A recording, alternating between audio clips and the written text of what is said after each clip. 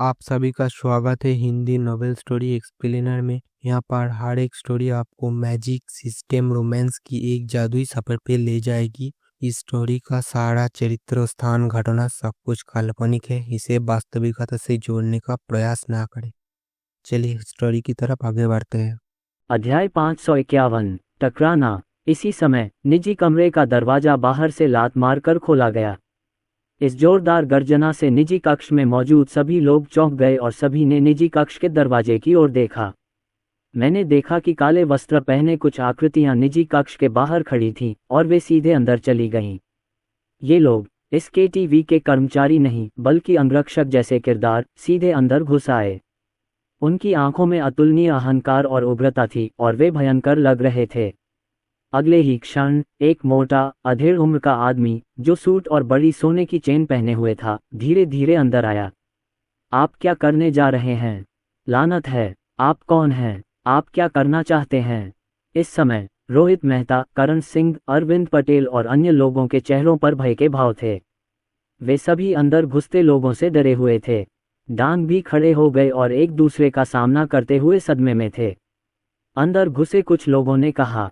उनके बगल में खड़ी दो औरतें झांग युन और सुन मिंग्यू ने जब ये दृश्य देखा तो उनके सुंदर चेहरे भी पीले पड़ गए। उनके सामने खड़े पुरुषों की क्रूर निगाहें उन्हें डरा रही थीं। जब जू हुआन, जो अरविंद पटेल की बाहों में थी, ने लोगों को भागते हुए आते देखा, विशेष रूप से इस बड़े पेट वाले मध्यम आयु वर्ग के व्यक्ति को, तो उसका चेहरा तुरंत पीला पड़ गया और उसके दिल में डर भर गया। क्या यह आधेड़ उम्र का आदमी वही मिस्टर सॉन्ग नहीं है जिसके साथ वह अभी शराब पी रहा था? तुम इस निजी कमरे में क्यों आए हो? टूटा हुआ जू हुआन को तुरंत मामले की गंभीरता का एहसास हुआ। यह मिस्टर सोंग एक ऐसा व्यक्ति था जो अपनी आंखों में तिरस्कार बर्दाश्त नहीं कर सकता था। वह इस समय स्पष्ट रूप से उसके पीछे पड़ गया था। उसने अभी अभी दूसरे पक्ष के पैसे स्वीकार किए थे। अगर उसने ऐसा कहा था तो उसे इस दौरान उसके साथ शराब पीनी चाहिए थी, लेकिन अब वह यहाँ दूसरे पुरुषों के साथ है और वह मरने वाली है। जू हुआन को इस समय रोने का मन हुआ और उसका दिल तुरंत डर से भर गया। दूसरा पहलू, जैसे ही सोंग गैंग अंदर आया, उसने देखा कि जू हुआन को एक अजीब आदमी ने पकड़ रखा है। सोंग गैंग का चेहरा तुरंत काला पड़ गया, उसकी आंखें बेहद ठंडी हो गईं और उसके दिल में बेहद गुस्सा था। वह लोगों को मार डालना चाहता था। उसने पैसे दे दिए थे। उसने जू हुआन को अभी अभी देखा था और कहा था कि वह शौचालय गई थी और वापस नहीं आई। भले ही सोंग गैंग नाखुश हो, वह आज रात जू हुआन को होटल ले जाने वाला था। सोंग गैंग ने अपने आदमियों को दोबारा जांच के लिए शौचालय भेजा। ये पुष्टि करने के बाद कि जू हुआन शौचालय में नहीं है, सोंग गैंग ने तुरंत KTV के मैनेजर को बुलाया और पूछताछ की तो पता चला जू हुआन असल में किसी दूसरे निजी कमरे में था और सोंग गैंग बिना कुछ कहे अपने आदमियों के साथ गुस्से में वहां आ गया। यकीनन ये जू हुआन सचमुच यहाँ थी और वह किसी और मर्द की बाहों में थी। सोंग गैंग असहज महसूस कर रहा था और जब तक कोई उसे असहज करता रहेगा, वह दूसरे व्यक्ति को भी बहुत असहज करेगा और वह हमेशा दूसरे व्यक्ति को नीची नज़र से देखेगा। ठीक है, तुम जू हुआन, तुमने मेरा पैसा लिया और तुम यहाँ अन्य पुरुषों के साथ हो। तुम मौत की तलाश में हो। तुम एक कुतिया हो। क्या तुम सच में सोचती हो कि तुम एक राजकुमारी हो? सोंग गैंग ने जू हुआन से गुस्से से कहा। उसकी आवाज़ में अत्यधिक ठंडक थी। मिस्टर सॉन्ग, ऐसा आप नहीं सोच रहे। वह सिर्फ मेरा दोस्त है और हमारा एक दूसरे से कोई लेना देना नहीं है। वह बस अभी मुझे दिलासा दे रहा था। जब जू हुआन ने सोंग गैंग की बात सुनी तो उसने जल्दी से उसे समझाया। बोलते बोलते उसने अरविंद पटेल को धक्का देकर सोंग गैंग के पास आ गई। मैंने सब कुछ देख लिया है और तुम अभी भी इतनी बहस कर रहे हो। मेरे पैसे लेने के बाद तुम्हें मेरा आदमी होना चाहिए। तुम वास्तव में यहाँ अन्य पुरुषों के साथ हो। क्या तुम मुझे, सोंग गैंग, गंभीरता से लेते हो? मानो या न मानो, मैं तुम्हें जाने दूंगा। क्या तुम मुंबई में जीवित नहीं रह सकते? स्वाभाविक रूप से सोंग गैंग को जू हुआन की बात पर विश्वास नहीं हुआ, इसलिए उसने जू हुआन से सीधे और सख्ती से बात की। मिस्टर सॉन्ग, मेरा उससे कोई लेना देना नहीं है। उसने तो कभी मेरे मुंह पर चुंबन भी नहीं किया। कृपया मेरी बात सुनिए। ये देखकर जू हुआन घबरा गया और सोंग गैंग को समझाता रहा और यहाँ तक कि सोंग गैंग को खींचने की भी कोशिश की। इस समय जब अरविंद पटेल और रोहित मेहता ने ये दृश्य देखा और जू हुआन की बातें सुनी तो वे एक पल के लिए स्तब्ध रह गए, उनके मुंह अविश्वास से खुले रह गए। क्या हो रहा है? खासकर अरविंद पटेल के लिए, जब जू हुआन के शब्द उनके कानों में पड़े तो उनका मन कांप उठा और उन पर बहुत बड़ा प्रभाव पड़ा। कोई रिश्ता ही नहीं। जू हुआन ने सच में कहा था कि उसका उससे कोई लेना देना नहीं है। तुमने तो उसके मुंह पर चूमा भी नहीं। ये शब्द अरविंद पटेल के दिल में खंजर की तरह चुभ गए। ये वाकई दिल दहला देने वाला था। इसके अलावा दूसरे पक्ष के अनुसार जू हुआन ने वास्तव में दूसरे पक्ष के पैसे स्वीकार किए। पीने की कंपनी, वो क्या है? बहुत अच्छा नाम है। ये सुनकर अरविंद पटेल को बुरा लगा। उसे लगा कि उसके साथ धोखा हुआ है। सामने वाली पार्टी असल में एक राजकुमारी थी। हालांकि ये राजकुमारी वह राजकुमारी नहीं है, और वह वास्तव में दूसरे व्यक्ति को पसंद करता था और उसने दूसरे व्यक्ति पर लाखों रुपए खर्च कर दिए, उसके लिए उपहार, कपड़े, कार आदि खरीदे। तुम बड़े बेवकूफ़ हो। अभी अभी उसने अपने भाई के साथ अन्याय किया और इस महिला के कारण उसका अपने भाई से झगड़ा हो गया। चेहरे पर थप्पड़ इतनी जल्दी पड़ा। अरविंद पटेल के हृदय में बेचैनी की एक अवर्णनीय भावना फैल गई तथा अरविंद पटेल को अपनी छाती में कुछ जकड़न महसूस हुई। लेकिन इस समय अचानक एक स्पष्ट आवाज सुनाई दी और सभी ने देखा कि सोंग गैंग ने जू हुआन के चेहरे पर जोरदार थप्पड़ मारा। आह! जू हुआन ने तुरंत एक दर्दनाक चीख निकाली और पूरे व्यक्ति को जमीन पर गिरा दिया गया, जिससे उसका चेहरा ढक गया और जू हुआन के चेहरे पर एक लाल थप्पड़ का निशान दिखाई दिया। वो मिस्टर सोंग, मैं गलत था। कृपया मुझे माफ कर दीजिए। जू हुआन सोंग गैंग के पैरों पर लेटकर रोने लगी और अपना आंसू भरा चेहरा सोंग गैंग की ओर उठाया। अरे, गलत! अब तुम्हें पता चला कि तुम गलत हो। तुमने पहले क्या किया था? सोंग गैंग ने जू हुआन की बात सुनी, लेकिन उसने सख्ती से कहा। स्नैप! तभी एक और तीखी आवाज सुनाई दी और सोंग गैंग ने जू हुआन के चेहरे पर फिर से थप्पड़ मारा। जू हुआन के मुंह से एक और चीख निकली। जू हुआन को फिर से जमीन पर गिरा दिया गया। उसका चेहरा सूज गया था, उसके मुंह के कोनों से खून बह रहा था और उसके बाल अस्त व्यस्त थे। वह थोड़ी दयनीय लग रही थी। बॉस सोंग, कृपया मुझे माफ कर दीजिए, मैं गलत था। मैं ऐसा दोबारा कभी नहीं करूंगा। मैं इस बार पैसे वापस कर दूंगा, कृपया मुझे जाने दीजिए। हालांकि जू हुआन को बहुत दर्दनाक तरीके से पीटा गया था, उसने उस समय अपने चेहरे की परवाह नहीं की और जल्दी से सोंग गैंग के सामने लेट गई, उससे भीख मांगने लगी। तुम कौन हो? तुम लोगों को क्यों पीट रहे हो? इस समय अरविंद पटेल आखिरकार खुद को रोक नहीं पाए। जू हुआन को इस तरह पिटते देख वह अब भी इसे बर्दाश्त नहीं कर पाए और तुरंत सोंग गैंग से गहरी आवाज में बोले। हे। जब सोंग गैंग ने अरविंद पटेल की बातें सुनी तो उसने भी अरविंद पटेल की ओर देखा, लेकिन उसके चेहरे पर हल्की सी व्यंग्यात्मकता उभर आई, लेकिन उसने कोई जवाब नहीं दिया। उनके बगल में बैठा छोटा भाई बहुत ही चतुराई से खड़ा हुआ और अरविंद पटेल से कठोर स्वर में बोला, हमारे बॉस का नाम आपको मौत के घाट उतार देगा। सोंग गैंग, यी यांग ग्रुप के महाप्रबंधक। जब सोंग गैंग के छोटे भाई ने ये कहा तो अरविंद पटेल फिर से कांपने से खुद को नहीं रोक सके। सोंग गैंग ने इसके बारे में कभी नहीं सुना था, लेकिन उसे यी यांग ग्रुप का नाम जरूर पता था। यह मुंबई का एक बड़ा ग्रुप था और इसमें कई उद्योग शामिल थे। ऐसा लगता था कि उसके पिता की कंपनी का इस यी यांग ग्रुप के साथ कुछ सहयोग था। लड़के, तुमने मेरी औरत को छूने की हिम्मत की। क्या तुम सच में बहादुर हो?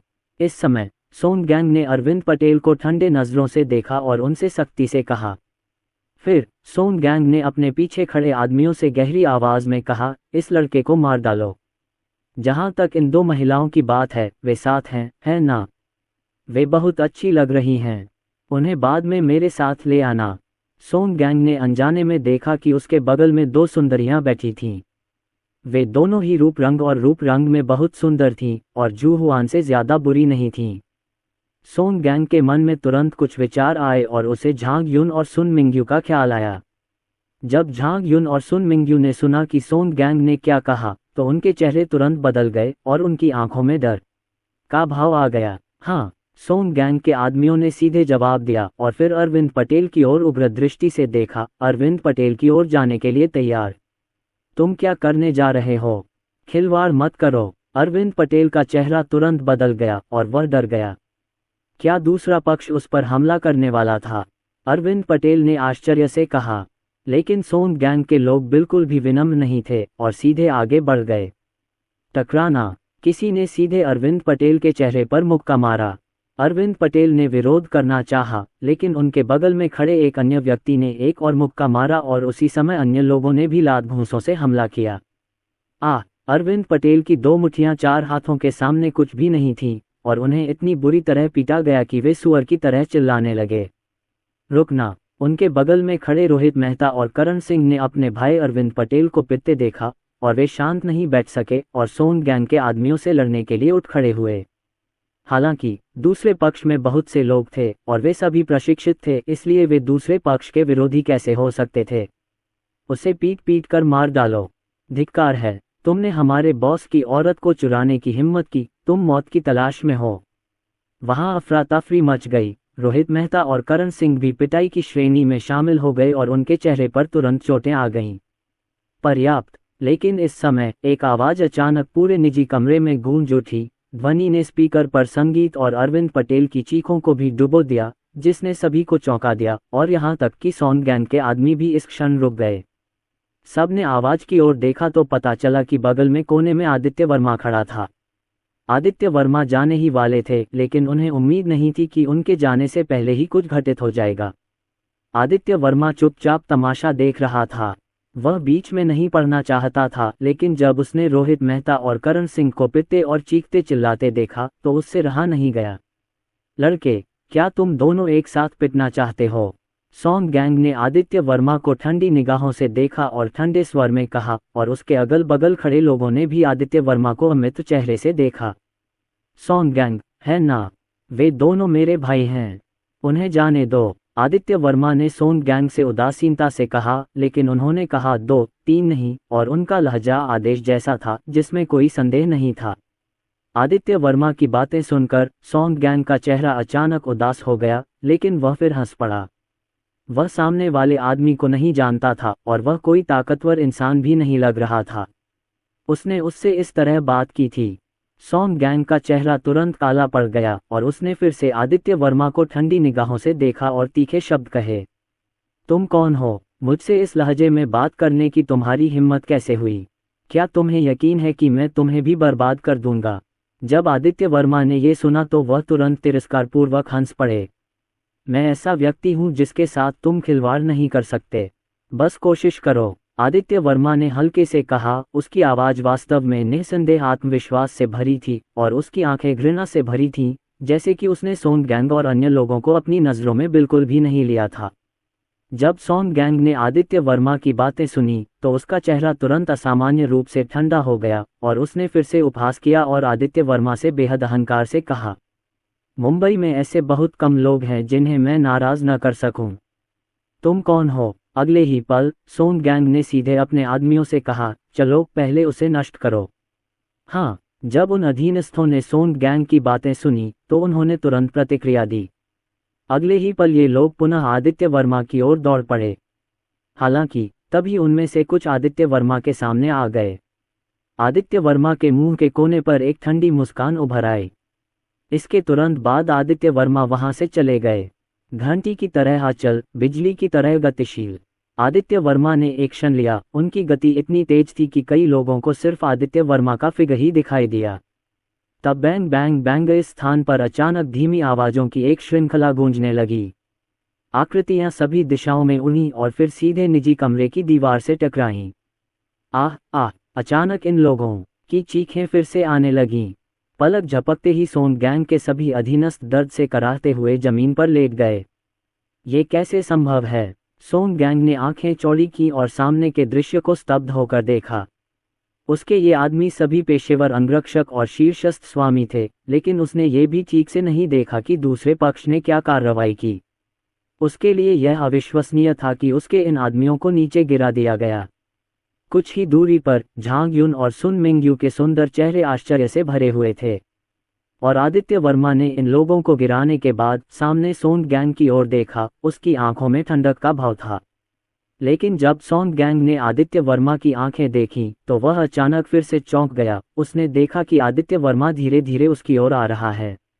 आप क्या करने जा रहे हैं? आप क्या सोचते हैं? आदित्य वर्मा ने शांति से कहा, लेकिन उसकी आंखें ठंडी थीं। यहाँ मत आओ, मैं ये यांग ग्रुप से सोंग गैंग हूँ। तुम मुझे छू नहीं सकते। ये यांग समूह के महाप्रबंधक। जब आदित्य वर्मा ने सोंग गैंग की बातें सुनी तो वह हंसने से खुद को नहीं रोक पाए। उनके चेहरे पर व्यंग्य का भाव था। विश्वास करो या नहीं, मैं अब ये यांग ग्रुप को दिवालिया बना दूंगा। आदित्य वर्मा ने फिर ठंडे स्वर में कहा, ये कैसे संभव है? तुम अपने आप को क्या समझते हो? हालांकि ये यांग ग्रुप कोई विशालकाय कंपनी नहीं है, लेकिन ये दिवालिया नहीं हो सकता। जब सोंग गैंग ने आदित्य वर्मा की बातें सुनी तो उसे यकीन नहीं हुआ।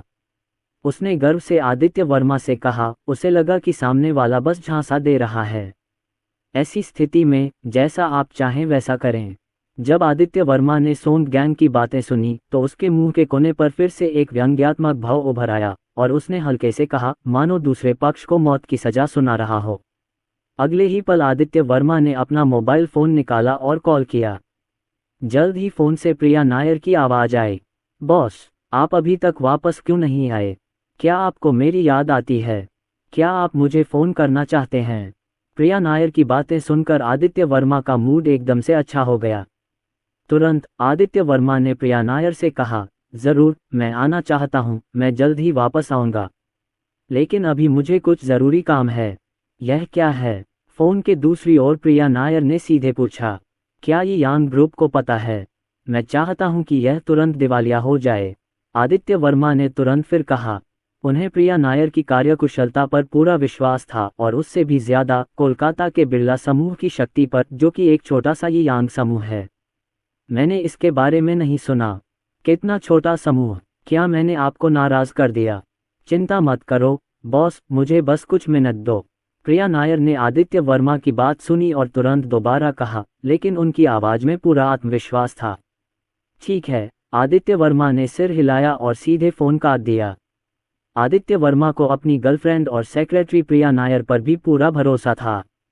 चूंकि प्रिया नायर ने कुछ मिनट का समय कहा था, इसलिए वो बस कुछ मिनट इंतजार करने को तैयार था। यह एक छोटा सा यांग समूह था और आदित्य वर्मा को अन्य साधनों का उपयोग करने की भी आवश्यकता नहीं थी। आदित्य वर्मा के रिश्तों का जाल तो बहुत चौड़ा था, लेकिन उन्हें खुद कुछ करने की जरूरत ही नहीं पड़ी। चाहे मुंबई हो या जिंगहुआ, बड़े लोग उनके लिए काम कर देते थे, लेकिन आदित्य वर्मा को इसकी जरूरत ही नहीं पड़ी। ब्लफ सोंग गैंग, जो उसके बगल में खड़ा था, ने ये दृश्य देखा, लेकिन फिर भी वह आश्वस्त नहीं हुआ। एक फोन कॉल ही उनके ही यांग ग्रुप को दिवालिया बनाने के लिए काफी था। ये कैसे मुमकिन हो सकता है? न केवल सोंग गैंग को इस पर विश्वास नहीं हुआ, बल्कि झांग युन, सुन मिंगयू और उनके साथ मौजूद अन्य लोग भी इस पर आश्वस्त नहीं दिखे। हालांकि इस समय डिंग डिंग डिंग डिंग सोंग गैंग का फोन बेवक्त बज उठा, जिससे सोंग गैंग डर गया। सोंग गैंग ने तुरंत फोन उठाया और देखा कि यह उसकी कंपनी के किसी विश्वासपात्र का फोन था। सोंग गैंग की भौहें थोड़ी सिकुड़ गईं। न जाने क्यों इस वक्त सोंग गैंग के दिल में एक बुरा पूर्वाभास था। बोलना। अगले ही पल सोंग गैंग ने सीधे फोन उठाया और गहरी आवाज में पूछा, मिस्टर सोंग, कुछ बुरा हुआ है? फोन के दूसरी ओर से एक घबराए हुए आदमी की आवाज आई। क्या गलत? सोंग गैंग का चेहरा उतर गया और उसने सीधे पूछा, बॉस सोंग, हमारे साथ सहयोग करने वाली कई कंपनियों ने एक तरफा तौर पर अनुबंध समाप्त करने की घोषणा कर दी है। फोन पर आवाज फिर से सोंग गैंग के कानों में आई, जिससे सोंग गैंग का चेहरा तुरंत बदल गया। क्या बर्खास्तगी? उनकी हिम्मत कैसे हुई? सोंग गैंग ने फिर गुस्से से कहा। लेकिन जैसे ही उसने बोलना खत्म किया, एक और फोन आया। जब सोंग गैंग ने नाम देखा तो उसका चेहरा फिर बदल गया। यह उनके सबसे बड़े मटेरियल सप्लाई के सीईओ का फोन था।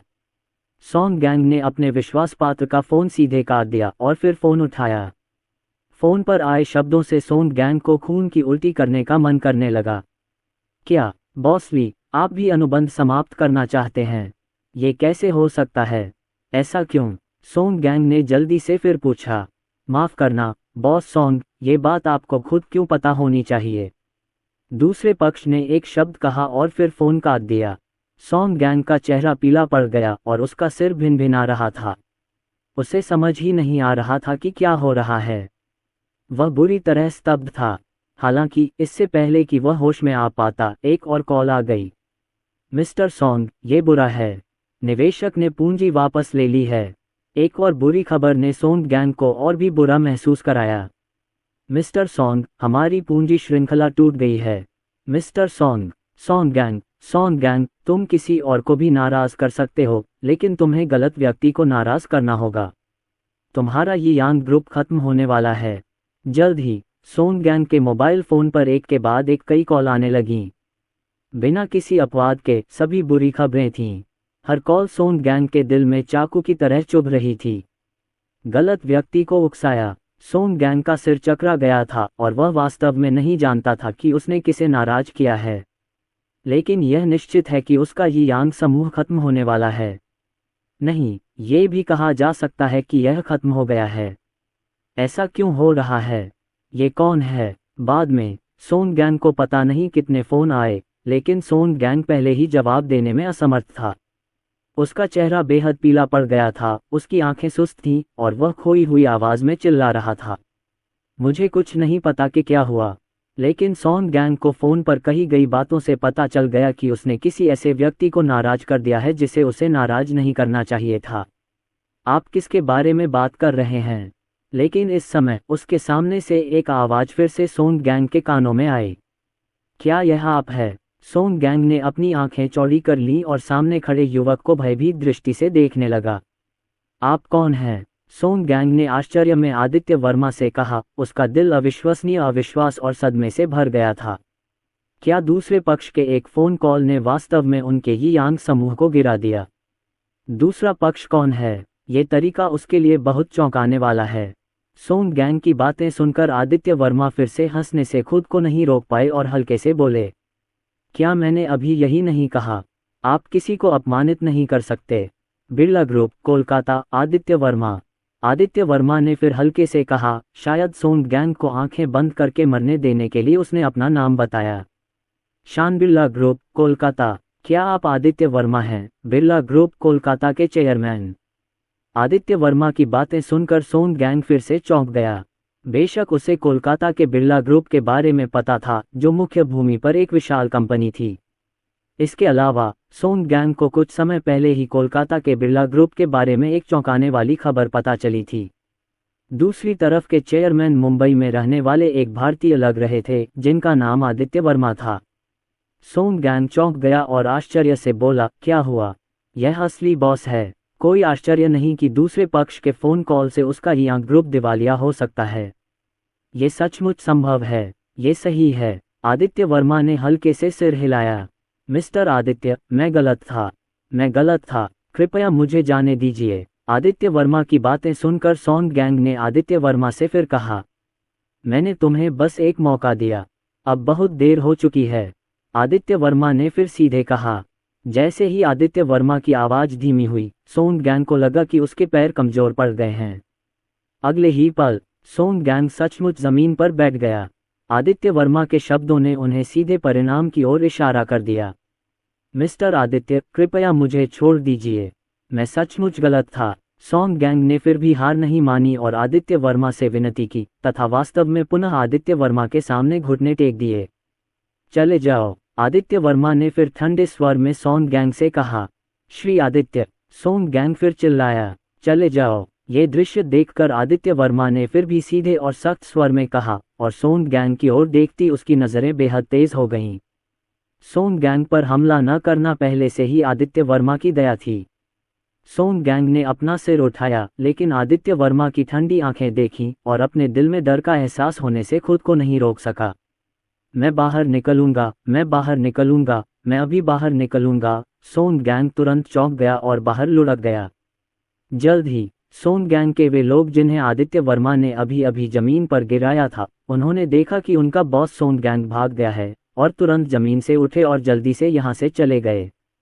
झांग युन और उसके बगल में खड़े अन्य लोगों ने इस दृश्य को बड़ी हैरानी से देखा और उनकी नजरें आदित्य वर्मा की ओर बड़ी हैरानी से देखने लगीं।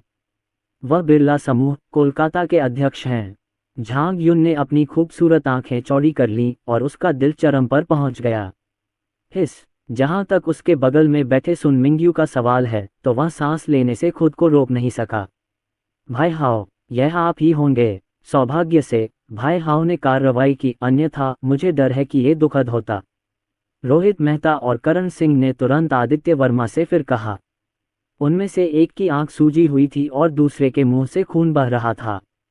उनके शरीर के कुछ हिस्सों पर चोटें थीं, लेकिन ज्यादा गंभीर नहीं, बस त्वचा पर चोटें थीं। जहां तक अरविंद पटेल की बात है तो वो और भी ज्यादा दुखी लग रहे थे। उनका चेहरा न सिर्फ सूजा हुआ था, उनके दांत टूटे हुए थे और उनका एक हाथ भी टूटा हुआ था। लेकिन इस समय अरविंद पटेल कुछ नहीं बोले और उनके चेहरे पर अपराध बोध के भाव थे। पता चला कि आदित्य वर्मा ने जो पहले कहा था वह सच था। उसके सामने वाली जू हुआन असल में पहले सोंग गैंग के साथ गई थी और दूसरे पक्ष के पैसे भी लिए थे। क्या वो वाकई राजकुमारी थी? ये सचमुच अपमानजनक है। अरविंद पटेल सचमुच अंधे थे।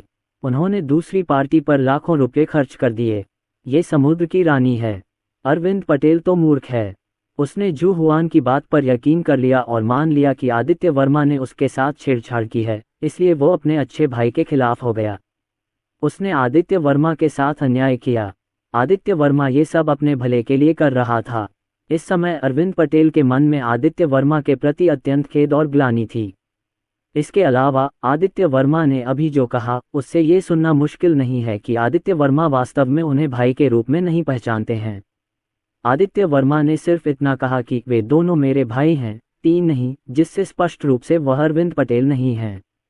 अफसोस, बहुत अफसोस, लेकिन दुनिया में पछतावे की कोई दवा नहीं है। मुझे माफ करें। इस समय अरविंद पटेल ने हिम्मत जुटाई और आदित्य वर्मा से कहा, क्षमा मांगना। अगर आदित्य वर्मा उसे माफ कर सकते। हालांकि आदित्य वर्मा ने उनकी ओर देखा तक नहीं। जू हुआन भी अरविंद पटेल की तरह बेहद पछतावे में था। इस समय जू हुआन का चेहरा बेहद बदसूरत हो गया था। सबको पता था कि उसने क्या किया है। उसने यह उम्मीद नहीं की थी कि आदित्य वर्मा वास्तव में एक असली बॉस था, एक ऐसा व्यक्ति जिसे सोंग गैंग भी अपमानित नहीं कर सकता था, और उसने वास्तव में उसे फंसाया। शुक्र है दूसरे पक्ष ने उस पर हमला नहीं किया और उसकी तरफ देखा तक नहीं। शायद दूसरे पक्ष ने उसे चींटी की तरह गंभीरता से लिया ही नहीं। अगर जू हुआन को आदित्य वर्मा की पहचान पहले से पता होती तो वह आदित्य वर्मा को फंसाने की हिम्मत नहीं करती और उसे आदित्य वर्मा पर निर्भर रहना पड़ता। हालांकि सब कुछ गड़बड़ हो गया था। उन्होंने न केवल आदित्य वर्मा को अपमानित किया बल्कि अरविंद पटेल को भी सच्चाई पता थी। जू हुआन के दिल में निराशा की भावना भर गई। इस समय फिर से, चूंकि कुछ करने को नहीं है, मैं जा रहा हूं। आप ये गोली पानी के साथ ले सकते हैं, आदित्य वर्मा ने फिर हल्के से कहा। अगले ही पल आदित्य वर्मा बिना किसी हिचकिचाहट के वहां से चले गए। जब वह जाने लगे तो आदित्य वर्मा ने अनजाने में अपना हाथ हिला दिया और एक गोल गोली उनके बगल वाली मेज पर गिर गई। जल्द ही आदित्य वर्मा निजी कमरे से बाहर निकलकर कोने में गायब हो गया। लानत है, ये सब तुम्हारी गलती है, तुम कुतिया हो। इस समय अरविंद पटेल अपने क्रोध को नियंत्रित नहीं कर सके और सीधे जू हुआन के पास पहुंचे और उस पर गुस्से से चिल्लाने लगे। तभी अचानक एक अत्यंत तीखी ध्वनि पुनः गूंजी। अरविंद पटेल ने जू हुआन के चेहरे पर थप्पड़ मारा। इस दृश्य ने सभी को चौंका दिया, क्योंकि जू हुआन का पहले से सूजा हुआ चेहरा और भी अधिक सूज गया। इस समय रोहित मेहता और उनके साथ मौजूद अन्य लोगों को सचमुच लगा कि जू हुआन को पीटा जाना चाहिए और उन्होंने राहत महसूस की। जू हुआन ने अपना चेहरा ढक लिया और तुरंत अरविंद पटेल से कहा, अरविंद पटेल, मेरी व्याख्या सुनो। क्या स्पष्टीकरण? मैंने तुम्हारे साथ ऐसा व्यवहार किया। तुमने वास्तव में मुझे धोखा दिया है, मुझे मेरे पैसे वापस दो। जू हुआन की बात सुनकर अरविंद पटेल आग बबूला हो गया और जू हुआन पर खर्च किए गए पैसे वापस चाहता था। उसने अपनी सारी जेब खर्च जू हुआन पर खर्च कर दी और जू हुआन के लिए एक कार खरीदने के लिए 2 लाख रुपए से भी ज्यादा उधार लिए। तथ्य यहाँ मौजूद हैं और उन्हें समझाने की कोई आवश्यकता नहीं है। मैं गलत था, अरविंद पटेल, कृपया मुझे माफ कर दो। अगले ही पल जू हुआन अरविंद पटेल के सामने घुटनों के बल बैठ गया और उनसे क्षमा मांगने लगा। मुझे मेरे पैसे वापस दो, फिर बाहर निकल जाओ। हालांकि इस घटना के बाद अरविंद पटेल ने इसे पूरी तरह से छोड़ दिया था। उन्होंने जू हुआन पर अपने सामने समय बर्बाद नहीं किया और फिर से सख्ती से कहा। उसके बगल में रोहित मेहता ने पहले ही आदित्य वर्मा की बातें सुन ली थीं और सीधे चायदानी उठाई और एक कप में गर्म पानी डाला। फिर रोहित मेहता ने आदित्य वर्मा द्वारा मेज पर छोड़ी गई गोली को सीधे गर्म पानी के कप में डाल दिया। हालांकि उन्हें नहीं पता था कि आदित्य वर्मा ने उन्हें कौन सी गोली दी है, लेकिन उन्होंने सोचा कि आदित्य वर्मा एक साधक है और उन्हें गोलियां देने से उन्हें कोई नुकसान नहीं होगा, इसलिए रोहित मेहता और करण सिंह भी काफी निश्चिंत थे। अगले ही पल उन्होंने देखा कि गोली पानी में पिघल गई और गर्म पानी के कप में भी पिघल गई। गर्म पानी के इस कप में ज्यादा बदलाव नहीं आया, सिवाय इसके कि यह अधिक चुस्त हो गया। इसे पियो। तो रोहित मेहता सीधे 2 और कप ले आए, गर्म पानी के कप को 3 छोटे आधे कपों में बराबर बांट दिया और फिर करण सिंह और अरविंद पटेल से कहा। अगले ही क्षण रोहित मेहता ने सीधे एक कप उठाया और फिर उस कप में रखा पानी पी लिया जिसमें अमृत मिला हुआ था। अचानक रोहित मेहता चौंक गए। जब गर्म पानी उसके मुंह में गया तो उसे आश्चर्यजनक रूप से गर्म और ठंडा एहसास हुआ और एक अजीब शक्ति उसके मुंह में पानी के माध्यम से प्रवेश कर गई, जो उसके अंगों और शरीर के हर हिस्से की ओर बहने लगी। एक क्षण में रोहित मेहता को ऐसा महसूस हुआ जैसे उनका शरीर बसंत की बारिश से धुल गया हो। आरामदायक, बहुत ही आरामदायक। एक क्षण में ही रोहित मेहता को लगा कि वह कुछ अलग हो गया है। ऐसा लग रहा था जैसे उसके शरीर में अंदर से लेकर बाहर तक जबरदस्त परिवर्तन आ गया हो और वह पूरी ताकत से भर गया हो। मेरी चोट, क्या वह ठीक हो गई है? अगले ही पल रोहित मेहता को यह देखकर बहुत आश्चर्य हुआ कि उनके शरीर की चोट चमत्कारिक रूप से ठीक हो गई थी, पूरी तरह से ठीक हो गई थी, और यहाँ तक कि उनकी आंखों की सूजन भी तुरंत गायब हो गई थी। ये सचमुच आश्चर्यजनक था। ये दृश्य झांग युन, सुन मिंग्यू और उनके बगल में खड़े अन्य लोगों की आंखों में समा गया और वे फिर से आश्चर्यचकित हो गए। आदित्य वर्मा ने रोहित मेहता और बाकियों को जो गोली दी थी, वो असल में एक उच्च कोटि की औषधि थी। हालांकि उस समय औषधि साधारण थी, लेकिन उसकी गुणवत्ता बहुत अच्छी थी। अगर वो बिक भी जाती तो साधकों में होड़ मच जाती। यदि उन साधकों को पता चले कि आदित्य वर्मा ने वास्तव में 3 साधारण लोगों को मामूली त्वचा की चोटों के इलाज के लिए यह उच्च स्तरीय उपचार गोली दी है, तो वे शायद बहुत क्रोधित होंगे और सोचेंगे कि यह प्राकृतिक संसाधनों की बर्बादी है। यह उपचारात्मक गोली विभिन्न चोटों का इलाज कर सकती है, इसके अत्यंत शक्तिशाली औषधीय प्रभाव हैं, इसमें शुद्ध आध्यात्मिक शक्ति है, लेकिन इसका कोई दुष्प्रभाव नहीं है। आदित्य वर्मा ने केवल रोहित मेहता और अन्य 3 को यह उच्च श्रेणी की उपचारात्मक गोली इसलिए दी क्योंकि इस गोली का औषधीय प्रभाव बहुत शक्तिशाली था। जिन 3 लोगों ने यह उपचारात्मक गोली ली है, वे न केवल अपनी सभी चोटों से उबर जाएंगे, बल्कि उनके शरीर में भी कायापलट हो जाएगा। भविष्य में उनका योद्धा बनना स्वाभाविक है। उनके बगल में बैठे करण सिंह भी रोहित मेहता की सारी चोटें ठीक होते देख बहुत खुश हुए। उन्होंने बिना कुछ कहे तुरंत दूसरा कप लिया और सीधे पी गए। जल्द ही रोहित मेहता की तरह करण सिंह भी अपनी सभी चोटों से उबर गए। भाई जी, तुम्हें भी इसे पीना चाहिए। इस समय करण सिंह ने फिर अरविंद पटेल की ओर देखा और अरविंद पटेल से कहा, मुझे इसे भूल जाना चाहिए। लेकिन अरविंद पटेल ने फिर से कमजोर स्वर में कहा, अभी भी आदित्य वर्मा के प्रति बहुत दोषी महसूस कर रहे थे और आदित्य वर्मा द्वारा दी गई गोली के लायक नहीं समझ रहे थे। भूल जाओ से तुम्हारा क्या मतलब है? जल्दी करो और इसे पी लो। भाई हाओ को इसकी परवाह नहीं होगी। हाय भाई जी, इस बार तुमने भाई हाओ के साथ बहुत अन्याय किया। तुम सच में कुछ हो। तुम्हें अपने भाई पर भी विश्वास नहीं है। वापस जाओ और भाई हाओ से माफी मांगो। रोहित मेहता और उनके बगल में बैठे करण सिंह ने तुरंत अरविंद पटेल से दोबारा कहा। अंततः दोनों के समझाने पर अरविंद पटेल ने औषधीय गुणों वाला पानी पी लिया। उसके शरीर के सभी घाव ठीक हो गए, यहाँ तक कि उसका हाथ जो अभी अभी टूटा था वह भी ठीक हो गया। इस घटना के बाद कई लोग अब गाना जारी रखने के मूड में नहीं थे। दूसरी ओर आदित्य वर्मा निजी कमरे से बाहर चले गए और प्रिया नायर का फोन फिर से आया और आदित्य वर्मा ने सीधे उठाया। बॉस, ये यान ग्रुप खत्म हो गया है। लोग अच्छा कर रहे हैं, है ना? फोन पर फिर प्रिया नायर की आवाज आई। हाँ, शाबाश, मैं तुम्हें बाद में नाश्ता दूंगा। हे, ये सुनकर आदित्य वर्मा फिर मुस्कुराए, लेकिन उनकी आवाज में शरारत की झलक थी। ठीक है, मैं तुम्हारा इंतजार कर रहा हूँ, जल्दी वापस आओ। प्रिया नायर ने आदित्य वर्मा से फिर धीरे से कहा। ठीक है, मैं जल्द ही वापस आऊंगा। प्रिया नायर की बातें सुनकर आदित्य वर्मा फिर से मुस्कुराए बिना नहीं रह सके। उन्होंने फोन रख दिया और सीधे मुंबई नंबर 1 कोर्टयार्ड जाने की तैयारी करने लगे। हालांकि जब आदित्य वर्मा सीधे वापस जाने वाले थे, तभी वह एक कोने में चला गया। एक आकृति दूसरी तरफ से तेजी से आए और सीधे आदित्य वर्मा से टकराए। फिर आदित्य वर्मा की आकृति बिल्कुल भी नहीं हिली, और जिस आकृति ने आदित्य वर्मा को टक्कर मारी थी वह सीधे कई मीटर दूर उछलकर वापस चली गई। तुरंत ही इस आकृति से एक स्त्री की चीख निकली। यह एक सुंदर चेहरे वाली महिला है, लेकिन सिर झुकाने के कारण उसका विशिष्ट रूप स्पष्ट रूप से दिखाई नहीं दे रहा है। उसे बहुत बुरा नहीं होना चाहिए। वह अपने पहनावे में भी बहुत फैशनेबल है। ये देखा जा सकता है कि वह एक धनी परिवार में पैदा हुई थी। आदित्य वर्मा ने मन ही मन सोचा, आप स्वयं ही इससे टकराए हैं, इसलिए आप स्वयं को दोष नहीं दे सकते। लेकिन अगले ही पल, तुम कैसे चलते हो? क्या तुम्हारी आंखें हैं?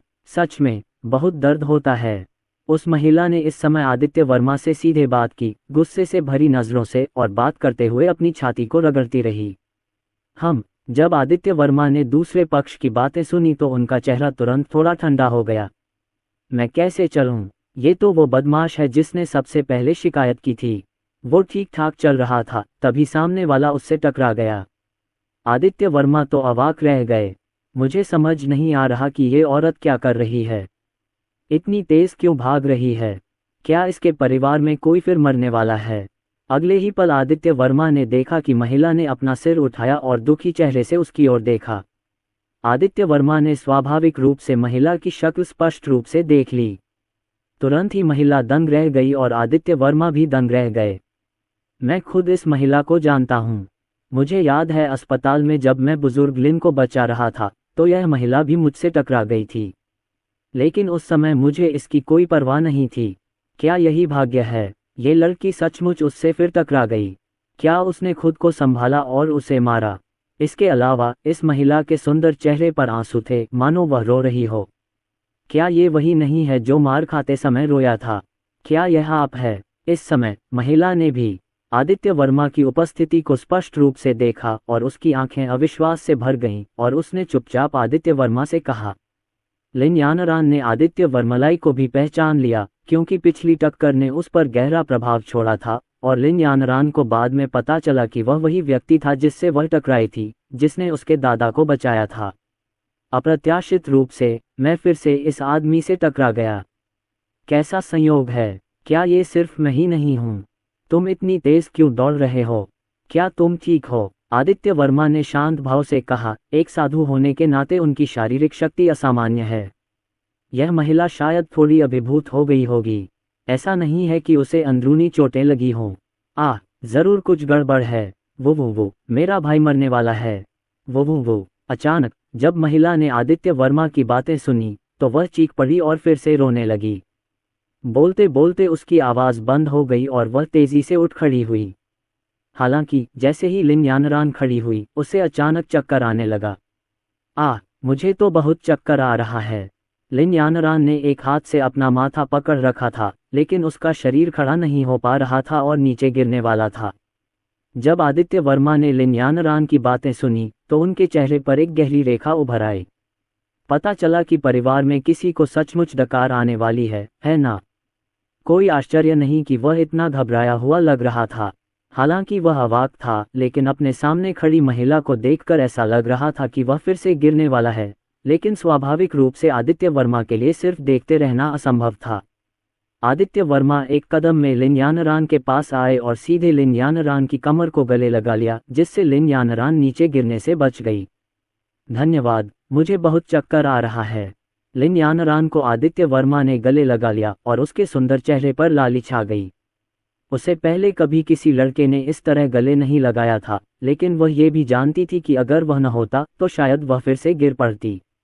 उसने आदित्य वर्मा को धन्यवाद भी दिया, लेकिन फिर भी उसे बहुत चक्कर आ रहा था।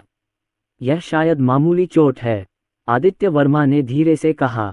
चिकित्सा शास्त्र के विशेषज्ञ होने के नाते आदित्य वर्मा स्वाभाविक रूप से एक नज़र में ही बता सकते थे कि इस महिला को शायद मस्तिष्काघात हुआ है, लेकिन आदित्य वर्मा के लिए यह बस एक छोटी सी समस्या थी। ऐसा कहने के बाद आदित्य वर्मा ने सीधे साधना की शक्ति को सक्रिय किया और फिर साधना की आध्यात्मिक शक्ति ने आदित्य वर्मा द्वारा लिन यान की पीठ पर रखी हथेली का अनुसरण किया और सीधे लिन यानरान के शरीर में प्रवेश किया। अगले ही पल लिन यानरान को अपने शरीर में एक शक्ति का प्रवेश महसूस हुआ। ये बहुत आरामदायक था, जिससे लिन यानरान को ताजगी महसूस हुई। तुरंत ही लिन यानरान को होश आ गया और उसका चक्कर गायब हो गया। अब चक्कर नहीं आएगा। लिन यानरान की खूबसूरत आंखें चौड़ी हो गईं और वह उत्साह और आश्चर्य से भर गई। तुमने मेरे साथ क्या किया? वह कौन सी चीज थी जो अभी मेरे शरीर में प्रवेश कर गई? लिन यानरान ने आदित्य वर्मा से उत्सुकता से कहा। उसने स्पष्ट रूप से महसूस किया कि कुछ उसके शरीर में प्रवेश कर रहा है।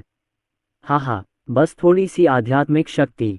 अच्छा, क्या तुम्हारा भाई नहीं मरेगा? तुम क्यों नहीं चले जाते? आदित्य वर्मा खुद को रोक नहीं पाए और फिर से हंस पड़े और हल्के से बोले, अभी तो ये लड़की जल्दी में थी, पर अभी तो यहाँ भी हड़बड़ाई हुई है। भाई, तुम ही तो मरने वाले हो।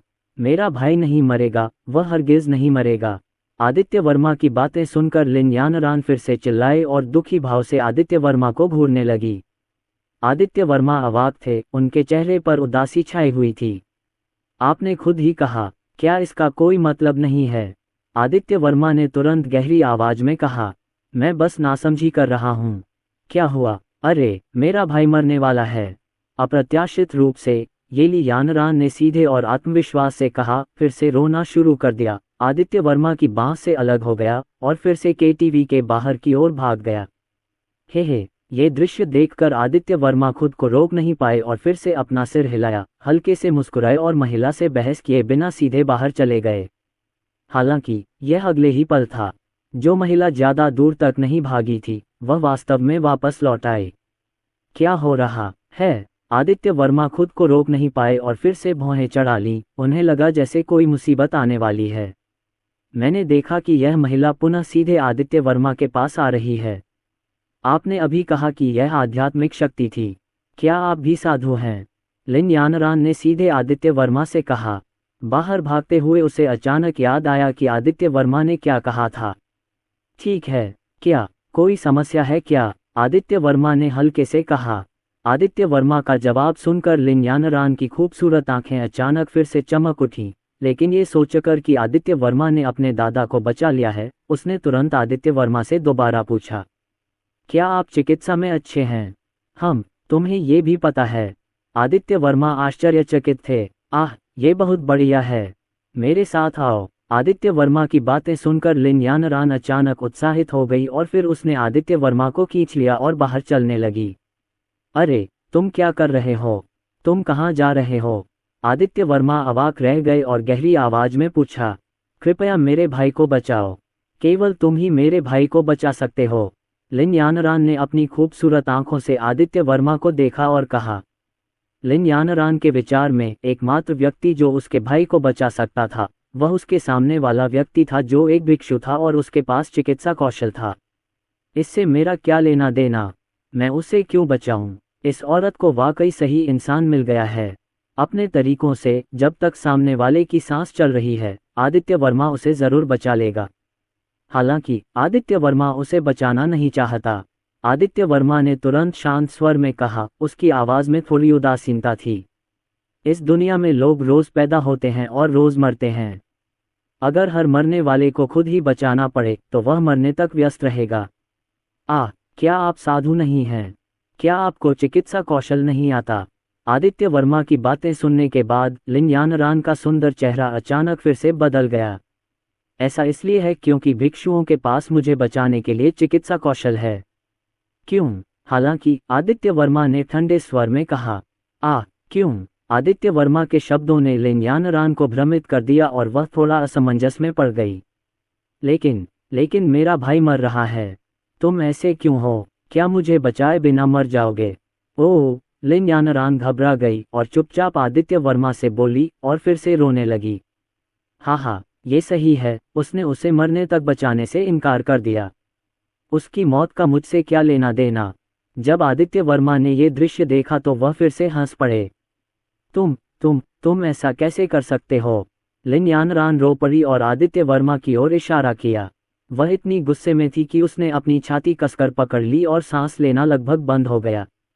उसने सोचा भी नहीं था कि आदित्य वर्मा ऐसा होगा और मौत के सामने भी उसे बचाने से इनकार कर देगा। वह अपने भाई का क्या करे? यही तो वो भाई था जिसने बचपन से उसकी रक्षा की थी। टकराना, ये सोचकर लिन यानरान ने एक और मुश्किल फैसला लिया और आदित्य वर्मा की तरफ घुटनों के बल बैठ गई। जमीन पर पड़ते ही उसके घुटनों से एक तीखी आवाज भी आई। हालांकि ये दर्दनाक था, लिन यानरान ने अपने दांत पीस लिए और इस क्षण इसे सहन किया। कृपया मेरे भाई को बचाओ, कृपया, लिन यानरान ने घुटने टेककर आदित्य वर्मा से विनती की, लेकिन उसकी आवाज बेहद दृढ़ थी। जब आदित्य वर्मा ने ये दृश्य और सामने खड़ी महिला की दृढ़ निगाहें देखी तो आदित्य वर्मा का दिल कांप उठा। आदित्य वर्मा को यह उम्मीद नहीं थी कि उसके सामने खड़ी अनुचित और अहंकारी महिला अपने भाई को बचाने के लिए उसके सामने घुटने टेक देगी। ये कितना महान संकल्प था। आदित्य वर्मा इससे प्रभावित हुए बिना नहीं रह सके। उठना, आदित्य वर्मा ने लिन यानरान को उठाने के लिए अपना हाथ बढ़ाते हुए कहा। नहीं, अगर आप मेरे भाई को नहीं बचाएंगे तो मैं नहीं उठूंगा। हालांकि मैंने लिन यानरान को बहुत दृढ़ता से कहते सुना, उठने में असमर्थ। तो घुटने टेक दो, आदित्य वर्मा ने अवाक होकर कहा और सीधे लिन यानरान के पास से निकलकर यहाँ से चले गए। हालांकि लिन यानरान अभी भी वहां घुटनों के बल बैठी थी और उठने का कोई संकेत नहीं दिखा रही थी।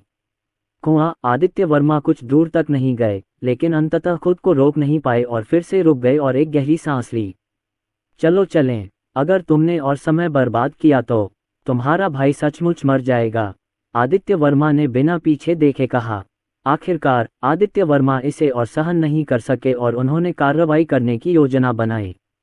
लिन यानरान, जो घुटनों के बल बैठी थी, आदित्य वर्मा की बातें सुनकर चौंक गई और उसने आश्चर्य से आदित्य वर्मा से कहा, आपने मेरे भाई को बचाने का वादा किया था, ये बहुत अच्छी बात है। लिन यानरान जल्दी से उठे और आदित्य वर्मा के पीछे दौड़े। जल्द ही वे दोनों केटीवी से बाहर चले गए। आपके भाई कहाँ है? आदित्य वर्मा लिन यानरान से दोबारा पूछने से खुद को रोक नहीं सके। मेरा भाई जिंगहुआ फर्स्ट हॉस्पिटल में है, लिन यानरान ने सीधे कहा। क्या, जिंगहुआ? लिन यानरान की बातें सुनकर आदित्य वर्मा एक पल के लिए स्तब्ध रह गए। दूसरे पक्ष का भाई असल में जिंगहुआ था, मुंबई में नहीं। क्या वो मुंबई से हजारों मील दूर नहीं है? क्या इसका मतलब ये है कि वो दोनों अब जिंगहुआ की ओर भाग रहे हैं? खैर, मुझे अभी खबर मिली है, मेरा भाई गैरिसन का सदस्य है, उस पर एक राक्षस ने हमला किया और वह गंभीर रूप से घायल हो गया। मुझे डर है कि वह ज्यादा दिन जिंदा नहीं बचेगा, इसलिए मुझे अब बीजिंग जाना होगा, लिन यानरान ने धीरे से कहा। वह अपनी सबसे अच्छी दोस्त के साथ केटीवी पर गाना गा रही थी। तभी अचानक उसके परिवार का फोन आया कि उसका भाई गंभीर रूप से घायल हो गया है और मरने वाला है। लिन यानरान को लगा जैसे पूरा आसमान ढह जाएगा और वह घबरा गई। झोंग अस्पताल की ओर दौड़ी जहां उसका भाई था। फिर कई घटनाएं घटीं। जब आदित्य वर्मा ने लिन यानरान की बातें सुनी तो वह अपने दिल में कुछ महसूस किए बिना नहीं रह सका। उसे उम्मीद नहीं थी कि दूसरा पक्ष वास्तव में गैरिसन का सदस्य है। इस दृष्टिकोण से उसे वास्तव में कार्रवाई करनी चाहिए। ओह, आपके पास अभी तक कार क्यों नहीं है? इस समय आदित्य वर्मा ने लिन यानरान को सड़क किनारे दरवाजे के ठीक सामने उदास आवाज में इधर उधर ढूंढते सुना। उसे टैक्सी लेने की तैयारी करनी चाहिए थी, लेकिन उसे कोई खाली टैक्सी नजर नहीं आई। टैक्सी लेने की कोई जरूरत नहीं, मेरे पास कार है। जब आदित्य वर्मा ने ये दृश्य देखा तो उन्होंने तुरंत कहा। फिर जब उसके बगल में बैठी लिन यानरान ने आदित्य वर्मा की बातें सुनी तो उसके चेहरे पर अचानक आश्चर्य की झलक दिखाई दी और उसने आदित्य वर्मा से कहा, आपके पास कार है? बहुत बढ़िया, वह कहाँ है? आदित्य वर्मा ने कोई जवाब नहीं दिया, बल्कि कार की चाबी निकालकर सीधे दबा दी। अगले ही पल लिन यानरान की आंखें चौड़ी हो गईं और उसने देखा कि उसके पास ही एक पार्किंग में एक बेहद खूबसूरत सिल्वर लैम्बोर्गिनी की हेडलाइट्स अचानक जल उठीं। लिन यानरान ने अपने बगल में एक व्यक्ति को देखा। वह युवक सीधे लैम्बोर्गिनी की ओर बढ़ा। लिन यानरान दंग रह गया। लैम्बोर्गिनी पॉइजन, क्या ये कार आपकी है? लिन यानरान ने चौंककर आदित्य वर्मा से पूछा। वह एक अमीर परिवार में पैदा हुई थी, इसलिए उसने स्वाभाविक रूप से इस लैम्बोर्गिनी पॉइजन को एक नज़र में पहचान लिया। इसकी कीमत करोड़ों में थी और यह एक ऐसी सुपर कार थी जिसे अमीर लोग भी नहीं खरीद सकते थे। क्या समस्या है? आदित्य वर्मा ने हल्के से कहा, लेकिन वह पहले ही लैम्बोर्गिनी पॉइजन कैब का दरवाजा खोलकर सीधे उसमें बैठ चुका था। बिना शराब पिए गाड़ी चलाना, बिना गाड़ी पिए शराब पीना। लेकिन आदित्य वर्मा एक साधु हैं और नशे में धुत नहीं होते। उन्हें अपनी साधना के लिए बस शराब को पिघलाना होता है। नहीं नहीं, आदित्य वर्मा का जवाब सुनकर लिन यानरान ने अपना मुंह खोला। उसे समझ नहीं आ रहा था कि क्या कहे, लेकिन उसके दिल में अभी भी एक बड़ी लहर थी। तुम खड़े खड़े क्या कर रहे हो? जल्दी से गाड़ी में बैठो। जब आदित्य वर्मा ने देखा कि लड़की अभी भी वहीं खड़ी है, तो वह फिर से अवाक होकर बोले, ओह! लिन यानरान फिर से चौंक गई। उसने जल्दी से यात्री दरवाज़ा खोला, अंदर बैठी और अपनी सीट बेल्ट बांध ली। कार में बैठी लिन यानरान इस कार के आलीशान इंटीरियर को देखकर दंग रह गई। बचपन से ही उसने कई लग्जरी कारों में सफ़र किया था, लेकिन इस लैम्बोर्गिनी पॉइजन में वह पहली बार सफ़र कर रही थी। लिन यानरान के दिल में अचानक एक अनोखा एहसास जगा।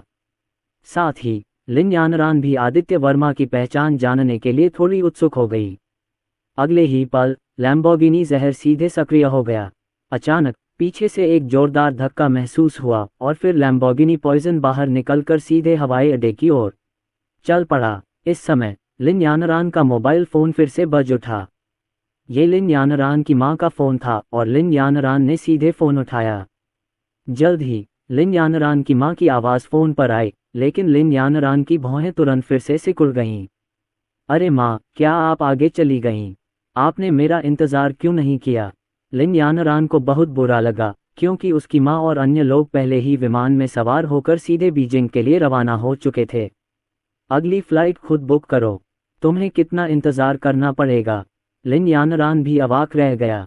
फ़ोन रखने के बाद लिन यानरान को पूरी तरह से अस्वस्थ महसूस हुआ और वह केवल मुंबई से बीजिंग के लिए नवीनतम उड़ान के लिए ऑनलाइन खोज शुरू कर सकी। हमें अभी भी 1 घंटे से अधिक इंतजार करना होगा। अगली उड़ान के समय को देखते हुए लिन यानरान तुरंत फिर से उदास हो गया और उदास होकर बोला, लेकिन मेरे भाई, क्या तुम इतनी देर तक इंतजार कर सकते हो? वूहू! ये सोचकर कि स्थिति बहुत जरूरी थी, उसका भाई शायद ज़्यादा देर तक नहीं टिक पाएगा और अगली उड़ान के लिए इतना लंबा इंतजार करना होगा, साथ ही उड़ान में 2 घंटे से अधिक समय लगेगा। लिन यानरान घबरा गया और तुरंत फिर से रोने लगा। आदित्य वर्मा पूरी प्रक्रिया सुन रहे थे और जब उन्होंने ये दृश्य देखा तो वह हल्के से बोले बिना नहीं रह सके। अगली उड़ान का इंतजार करने की ज़रूरत नहीं, मेरी उड़ान यहीं है, वहां पहुंचते ही हम सीधे उड़ान भर सकते हैं। आदित्य वर्मा की बातें सुनकर लिन यानरान फिर से दंग रह गई। आपकी फ़्लाइट है, ये कैसे संभव है? लिन यानरान को स्पष्ट रूप से इस पर विश्वास नहीं हुआ और उसने तुरंत आश्चर्य में आदित्य वर्मा से कहा, जब हम वहां पहुंचेंगे तो आपको पता चल जाएगा। आदित्य वर्मा ने बिना ज़्यादा कुछ बताए शांतिपूर्वक कहा, वैसे आपके भाई का नाम क्या है? अचानक आदित्य वर्मा ने लिन यानरान से फिर पूछा। हालांकि लिन यानरान को नहीं पता था कि आदित्य वर्मा ने उसके भाई का नाम क्यों पूछा, फिर भी उसने सीधे कहा, लिन यीजुन। जब आदित्य वर्मा ने ये सुना तो उसने कुछ नहीं कहा। इसके बजाय उसने अपना मोबाइल निकाला, तांग वानशान का फ़ोन नंबर ढूंढा और सीधे डायल कर दिया। अरे छोटा दोस्त आदित्य वर्मा! फ़ोन पर सीधे एक आदमी की आवाज़ गूंजी। इस समय तांग वानशान बीजिंग के एक आंगन वाले घर में थे। चिकित्सा जगत के राजा होने के नाते पूरा तांग परिवार एक दवा उद्योगपति भी था और बीजिंग में भी यह एक बड़ा परिवार था। इस समय आदित्य वर्मा का फ़ोन आने पर मैं स्तब्ध रह गया। मास्टर याओ वांग, आप अभी कहाँ हैं? आदित्य वर्मा ने तांग वानशान से सीधे पूछा। जिंगहुआ कहाँ है? छोटे दोस्त आदित्य वर्मा, क्या तुम्हारे पास कोई आदेश है? तांग वानशान ने तुरंत आदित्य वर्मा से फिर पूछा। ये तो बहुत बढ़िया है, क्या आप मेरी मदद कर सकते हैं? आदित्य वर्मा ने शब्द सुने और सीधे फिर कहा, मेरे छोटे दोस्त, ये तो थोड़ा हटकर है। हालांकि बोल तो रहा हूँ, पर जब तक बोल सकता हूँ बोल रहा हूँ। तांग वानशान ने फिर से बहुत प्रसन्नता से कहा, बात कुछ इस तरह है। जिंगुआ नंबर 1 अस्पताल में लिन यीजुन नाम का एक घायल आदमी है। वह मरने वाला है। मुझे मुंबई से आने में थोड़ा समय लगेगा। मैं आपसे बस यही कह सकता हूं कि आप कार्रवाई करें और जितना हो सके उसकी जान बचाएं। वैसे वह गैरिसन से है, आदित्य वर्मा ने सीधे कहा। जब तांग वानशान ने यह सुना तो वह तुरंत समझ गया। चिंता मत करो छोटे दोस्त, अस्पताल मेरे घर से ज़्यादा दूर नहीं है, मैं तुरंत वहां पहुंचूंगा। तुरंत तांग वानशान ने फिर से सीधे कहा। इसके बाद आदित्य वर्मा ने फिर फ़ोन काट दिया। तांग वानशान के पहले कदम उठाने से उसे लिन यीजुन की जान कुछ समय के लिए बचानी चाहिए, बशर्ते वह उसके जल्दी आने का इंतज़ार करे। अगर ऐसा नहीं हुआ और लिन यीजुन उसके जल्दी आने तक डटा नहीं रहा तो वह सचमुच वापस नहीं लौट पाएगा। हे भगवान, क्या आप अभी मेडिसिन किंग तांग वानशान से फ़ोन पर बात कर रहे थे? उसके बगल में लिन यानरान ने आदित्य वर्मा की पुकार साफ सुनी। जब उसने आदित्य वर्मा को उसे मास्टर मेडिसिन किंग कहते सुना तो लिन यानरान का दिल फिर से चौंक गया। स्वाभाविक रूप से उसने मेडिसिन किंग तांग वानशान का नाम भी सुना। हाँ, उसके दादाजी अक्सर इसका जिक्र करते थे। ये सही है, ये औषधि राजा तांग वानशान है। वह पहले ही आपके भाई के घर पहुंच चुका है। चिंता मत करो, आपका भाई ठीक हो जाएगा। आदित्य वर्मा ने तुरंत फिर सिर हिलाया और सीधे कहा। आदित्य वर्मा की बातें सुनकर लिन यानरान को थोड़ी राहत मिली। उसे उम्मीद नहीं थी कि सामने वाला मेडिसिन किंग कह सकता है। असली या नकली, लिन यानरान के दिल में भी कुछ संदेह थे, लेकिन उसने कोई और सवाल नहीं पूछा। ये सच है या नहीं, ये हमें जिंगुआ पहुंचने पर पता चलेगा। जल्द ही लैम्बोर्गिनी पॉइजन मुंबई एयरपोर्ट पर आ पहुंची। आदित्य वर्मा ने कार सीधे पार्किंग में पहुंचाई और फिर दोनों एयरपोर्ट के अंदर चले गए। क्या आपको टिकट खरीदने की ज़रूरत नहीं है? आपने जिस उड़ान का जिक्र किया था वह कहाँ है? इस समय लिन यानरान ने फिर से गहरी आवाज में आदित्य वर्मा से पूछा। हाँ, मेरे पीछे आओ। आदित्य वर्मा हल्के से मुस्कुराए और सीधे अंदर चले गए। आदित्य वर्मा साधारण मार्ग से नहीं गए, बल्कि आदित्य वर्मा ने हरे वीआईपी मार्ग का प्रयोग किया। नमस्ते श्रीमान आदित्य। अपना चेहरा साफ करने के बाद आदित्य वर्मा बिना किसी रुकावट के सुरक्षा जांच से गुजर गए और उनके बगल में खड़े कर्मचारियों ने भी आदित्य वर्मा को सम्मानपूर्वक आवाज दी। आदित्य वर्मा यहाँ कई बार आ चुके हैं और वे एक एयरलाइन कंपनी के बॉस हैं। जब भी वे हरे रंग का वीआईपी चैनल लेते हैं तो स्वाभाविक रूप से इन कर्मचारियों के मन में आदित्य वर्मा की गहरी याद आ जाती है। इस दृश्य को देखकर उसके बगल में बैठी लिन यानरान बेहद हैरान हो गई। ये लोग आदित्य वर्मा को जानते थे और लिन यानरान आदित्य वर्मा की पहचान के बारे में अधिक से अधिक उत्सुक हो गए। वह मेरे साथ थी। जब किसी ने लिन यानरान को रोकना चाहा तो आदित्य वर्मा ने सीधे हवाई अड्डे के कर्मचारियों से बात की। अगले ही क्षण वे दोनों बिना किसी रुकावट के अंदर चले गए और बोर्डिंग गेट की ओर बढ़ गए। थोड़ी देर बाद लिन यानरान आदित्य वर्मा के पीछे बोर्डिंग गेट तक गया। इस बोर्डिंग गेट पर कोई अन्य यात्री नहीं था, लेकिन फ्लाइट अटेंडेंट की वर्दी में कई लोग वहां प्रतीक्षा कर रहे थे। 2 कैप्टन और कई फ्लाइट अटेंडेंट हैं। कैप्टन सुंदर है और फ्लाइट अटेंडेंट भी बहुत खूबसूरत हैं।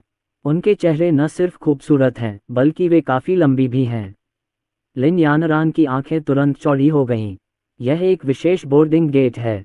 ये सार्वजनिक नहीं है, बल्कि विशेष लोगों की सेवा के लिए इस्तेमाल होता है। जब लिन यानरान ने यहाँ का अनुसरण किया, हेलो मालिक, कप्तान और परिचारिका ने आदित्य वर्मा को सीधे आवाज दी। उनकी आवाज अतुलनीय सम्मान से भरी हुई थी। इस दृश्य ने लिन यानरान को फिर से अविश्वसनीय बना दिया। मालिक, ये लोग उसे बॉस क्यों कहते थे? लिन यानरान उलझन में था, लेकिन अगले ही पल लिन यानरान को कारण पता चल गया। तुम अभी भी वहां क्यों खड़े हो? विमान पर चढ़ो। लिन यानरान को अभी भी अचंभित देखकर आदित्य वर्मा मदद नहीं कर सके और फिर से कहा, और फिर आदित्य वर्मा सीधे विमान में चले गए। लिन यानरान ने आदित्य वर्मा की बात सुनी और जल्दी से उनके पीछे चल दिया। अगले ही पल लिन यानरान ने विमान के बेहद शानदार इंटीरियर को देखा, बिल्कुल किसी हवेली में प्रवेश करने जैसा, बेहद शानदार। ये लिन यानरान को फिर से बहुत बड़ा सदमा लगा। यह एक निजी विमान है। क्या यह आपका है? लिन यानरान ने अविश्वास में आदित्य वर्मा से पूछा। अन्यथा, आदित्य वर्मा ने फिर सीधे कहा। आदित्य वर्मा की बातें सुनकर लिन यानरान फिर से ठंडी हवा की सांस लेने से खुद को रोक नहीं पाए और उसके दिल में तूफान उठ गया। कोई आश्चर्य नहीं कि इस आदमी ने कहा कि यहाँ एक उड़ान इंतजार कर रही है और वह सीधे उड़ान भर सकता है। बाद में पता चला कि उसके पास वास्तव में एक निजी विमान था। वह जब चाहे उड़ान भर सकता था। पहले ये लैम्बोर्गिनी वेनेनो थी और फिर यह एक निजी विमान था। हालांकि लिन यानरान एक अमीर महिला थी, फिर भी वह आदित्य वर्मा की उदारता से हैरान थी। जल्द ही विमान ने सीधे उड़ान भरी और शाही राजधानी जिंगहुआ की ओर चल पड़ा। मुंबई से जिंगहुआ तक उड़ान भरने में अभी भी कुछ समय लगता है। अगर ये तेज़ भी होती तो भी 1 या 2 घंटे से ज़्यादा समय लगता। ठीक उसी समय आदित्य वर्मा और लिन यानरान एक निजी विमान से जिंगहुआ के लिए रवाना हुए। जिंगहुआ के एक अस्पताल में एक गहन चिकित्सा इकाई में एक 20-30 साल का युवक बिस्तर पर भारी हालत में लेटा हुआ था। उसके शरीर में खून चढ़ाने और चढ़ाने के लिए तरह तरह की नलियां डाली गई थीं। इसके अलावा उसका पूरा शरीर पट्टियों में लिपटा हुआ था, बिल्कुल किसी मम्मी की तरह। इस समय ये युवक चुपचाप लेटा हुआ था, मानो वह केवल सांस ले रहा हो, लेकिन छोड़ नहीं रहा हो, मर रहा हो और किसी भी समय मरने वाला हो। उसके बगल में सफ़ेद कोट पहने कई वृद्ध व्यक्ति खड़े थे। राष्ट्रपति जो, आपको मेरे पोते को बचाना ही होगा, चाहे आप कुछ भी करें। भारतीय परिधान और बेत पहने एक बूढ़े व्यक्ति ने अपने सामने सफ़ेद कोट पहने एक बूढ़े व्यक्ति से कहा।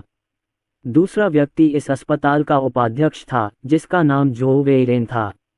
उसके बगल में खड़े बाकी लोग अस्पताल के आंतरिक और बाह्य चिकित्सा के विशेषज्ञ और प्रोफेसर थे। हाँ, राष्ट्रपति जो, चाहे कितना भी पैसा खर्च हो, आपको मेरे पोते की जान बचानी ही होगी। इस बूढ़े आदमी के बगल में एक बूढ़ी औरत भी बैठी थी, जिसने भी अपनी बात रखी। हाय मिस्टर आदित्यन, आपके पोते की चोटें बहुत गंभीर हैं और उनमें से कई जानलेवा हैं। अगर आपका पोता योद्धा न होता तो उसका भौतिक शरीर आम लोगों की तुलना में बहुत ज्यादा मजबूत होता, और अगर उसने कोई आध्यात्मिक द्रव्य न लिया होता तो वह इसी क्षण मर जाता। ऐसा नहीं है कि हम उसे बचाना नहीं चाहते, लेकिन हमारी क्षमता सचमुच सीमित है। मुझे डर है कि हम उसे बचा नहीं पाएंगे। जो वेइरेन ने आह भरी और सीधे लिन जेंगनान से कहा। छड़ी लिए हुए वह बूढ़ा आदमी लिन तियानगांग था। जब लिन तियानगंग ने जो वेइरेन के शब्द सुने तो उसकी अभिव्यक्ति बेहद बदसूरत हो गई। अस्पताल के बिस्तर पर पड़ा पड़ा मरने वाला युवक उनका पोता था। वह बिल्कुल वैसा ही पोता था। अगर वह ऐसे ही मर गया तो क्या लिन परिवार का अंत नहीं हो जाएगा? चाहे मैं कोई भी तरीका अपनाऊं, मुझे अपने पोते की जान बचानी है। डीन जो, मैं आपसे विनती करता हूं। लिन तियानगांग ने जो वेइरेन और अन्य लोगों से फिर से कहा, उसकी आवाज में भीख मांगने का भाव था। इस समय कस्टोडियल यूनिट का दरवाज़ा फिर से खुला और एक अधेड़ उम्र का जोड़ा कई लोगों के सामने प्रकट हुआ। पुरुष ने सूट पहना हुआ था और उसके चेहरे पर शांति और गरिमा का भाव था। पहली नज़र में वह किसी बड़े बॉस जैसा लग रहा था। महिला 30 या 40 साल की लग रही थी, लेकिन वर्षों ने उसके शरीर पर कोई निशान नहीं छोड़ा था। झेंगनान, तुम आखिरकार यहाँ आ गई। जियाओजुन मरने वाला है। जो दो लोग दिखाई दिए, वे लिन झेंगनान और उनकी पत्नी थे, जो वहां पहुंच चुके थे। ये चौंकाने वाली खबर सुनकर वे बिना रुके दौड़ पड़े। उन दोनों को देखकर लिन तियानगंग ने तुरंत उनसे कहा, हाँ, मैं तुम्हें देख रहा हूँ। जब लिन झेंगनान और उनकी पत्नी ने लिन तियानगांग की बातें सुनी और लिन यीजुन को देखा जो अस्पताल के बिस्तर पर बेजान दिख रहा था, तो उनके भाव अचानक बदल गए। यीजुन, मेरे बेटे, तुम ऐसे क्यों हो? महिला ने अस्पताल के बिस्तर की ओर खुद को फेंक दिया, अत्यंत दुखी आवाज निकालते हुए, यहाँ तक कि रोने भी लगी। जहाँ तक लिन झेंगनान की बात है, इस समय उसकी आंखें थोड़ी लाल हो गईं। ऐसा कैसे? लिन झेंगनान ने गहरी आवाज में कहा। अगले ही पल उसने फिर से सफ़ेद कोट पहने इन बूढ़े लोगों की ओर देखा। मैं अस्पताल से निदेशक जो बोल रहा हूँ, साथ ही प्रोफेसर चेन, प्रोफेसर वो और प्रोफेसर वांग भी हैं। लिन तियानगांग ने फिर गहरी आवाज में कहा, डीन जो, आपको मेरे बेटे को बचाना होगा। चाहे हम कुछ भी करें, चाहे हम कितना भी पैसा खर्च करें, हमें उसे बचाना ही होगा। लिन झेंगनान ने जो वेइरेन से फिर से वही शब्द कहे जो मिस्टर आदित्यन तियानगंग ने कहे थे। लिन परिवार के पास पैसे की कोई कमी नहीं थी और वे किसी भी राशि को खर्च करने में संकोच नहीं करेंगे जब तक कि इससे लिन यीजुन की जान बच सके। ओह, डायरेक्टर आदित्यन, ऐसा नहीं है कि हम उन्हें नहीं बचा पाएंगे, लेकिन आपके मालिक की चोट बहुत गंभीर है। हमें अभी भी मानसिक रूप से तैयार रहना होगा। लेकिन जब जो वेइरेन ने लिन झेंगनान के शब्द सुने तो उसने फिर से आह भरी। क्या ये कैसे हो सकता है? क्या आप दहुआ के सर्वश्रेष्ठ अस्पताल के रूप में नहीं जाने जाते? आप सभी शीर्ष विशेषज्ञ और प्रोफेसर हैं। जब लिन झेंगनान ने यह सुना तो वह उत्तेजित हो गया और थोड़ा क्रोधित हुआ। इस समय एक पिता के रूप में अपने बेटे को मरते हुए देखकर लिन झेंगनान इसे स्वीकार करने के लिए तैयार नहीं था, चाहे कुछ भी हो। निर्देशक आदित्यन, यद्यपि मैं एक शीर्ष विशेषज्ञ और प्रोफेसर हूँ, मैं एक साधारण व्यक्ति भी हूँ जिसकी क्षमताएं सीमित हैं और मृतकों को पुनर्जीवित करने का कोई साधन नहीं है। तुरंत ही मैंने जो वेइरेन को फिर से सीधे बोलते सुना। लेकिन जब लिन झेंगनान ने जो वेइरेन के शब्द सुने तो उसे अचानक अजीब लगा और अचानक उसे कुछ विचार आया। साधारण लोग, यदि आप अमर साधक हैं तो क्या ये ठीक है? लिन झेंगनान ने फिर गहरी आवाज में कहा। जैसे ही लिन झेंगनान के शब्द निकले, लिन तियानगांग, जो वेइरेन और अन्य लोगों के दिलों में एक अजीब सी भावना महसूस हुई। इस संसार में अमर साधक हैं और वे सभी यह जानते हैं। यदि साधारण विधियां काम नहीं करती तो क्या होगा यदि वे अमर साधकों की विधियां हों? शायद हम वास्तव में कोशिश करने के लिए एक कल्टीवेटर ढूंढ सकें। यही एकमात्र संभावना है, जो वेइरेन ने भी तुरंत कहा। पिताजी, क्या आप किसी अमर साधक को जानते हैं? लिन झेंगनान ने तुरंत मिस्टर आदित्यन तियानगांग से फिर पूछा। वे इतने लंबे समय से रह रहे थे और उनका लोगों से एक बड़ा नेटवर्क था। लिन झेंगनान भी उनमें से कुछ को नहीं जानता था। यह मुश्किल है, ऐसे साधक केवल बड़े परिवारों में ही मिल सकते हैं। इसके अलावा मेरा उनसे कोई संपर्क नहीं है। अगर मैं उनसे कार्रवाई करने के लिए कहना चाहूँ तो मुझे डर है कि कुछ ही समय में यह मुश्किल हो जाएगा। हालांकि मैंने केवल इतना सुना कि श्री आदित्यन तियानगांग ने फिर से अपना सिर हिलाया और सीधे कहा। लिन तियानगांग की पुकार सुनकर सभी के चेहरे पर उदासी छा गई। उन्होंने एक ही रास्ता सोचा, लेकिन अमर साधक को ढूंढने में वे फिर से मुश्किल में पड़ गए। हे भगवान, क्या आप मेरे बेटे को ऐसे ही मरने देंगे?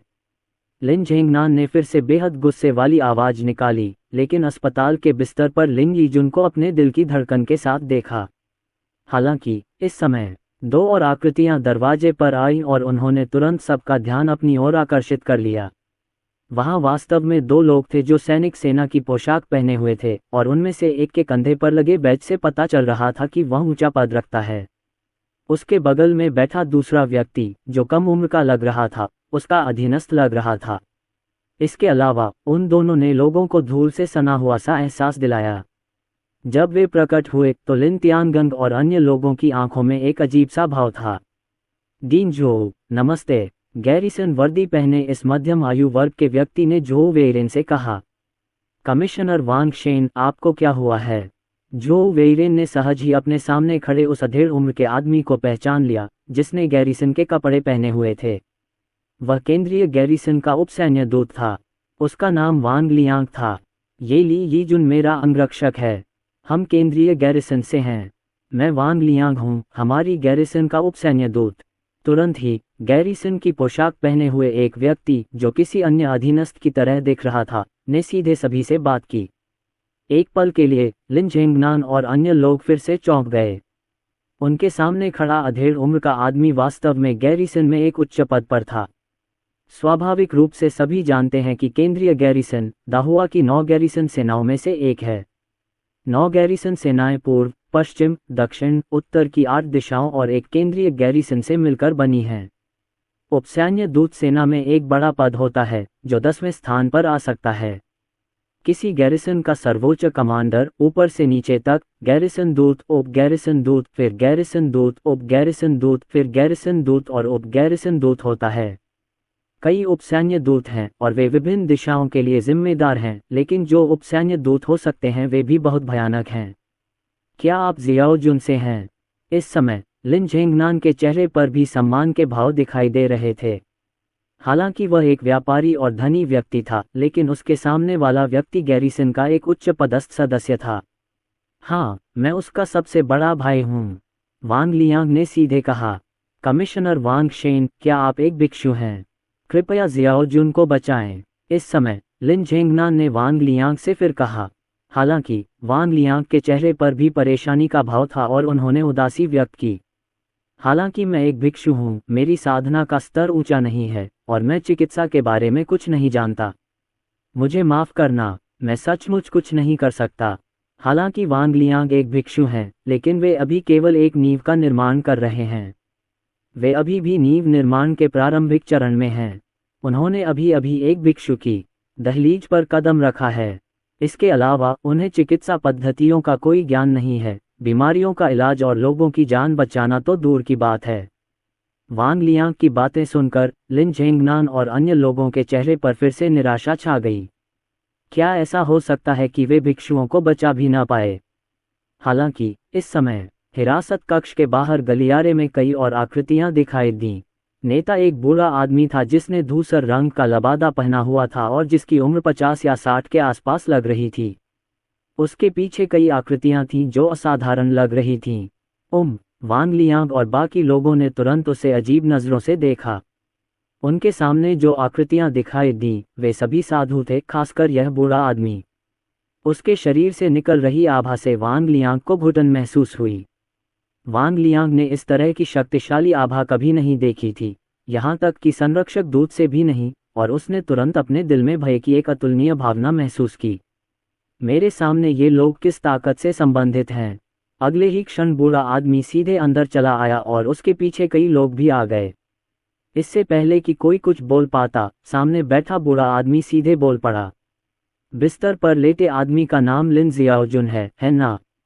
तांग वानशान ने बिस्तर पर लेटे आदमी की ओर देखा और गहरी आवाज में कहा, ये सही है, आप कौन हैं?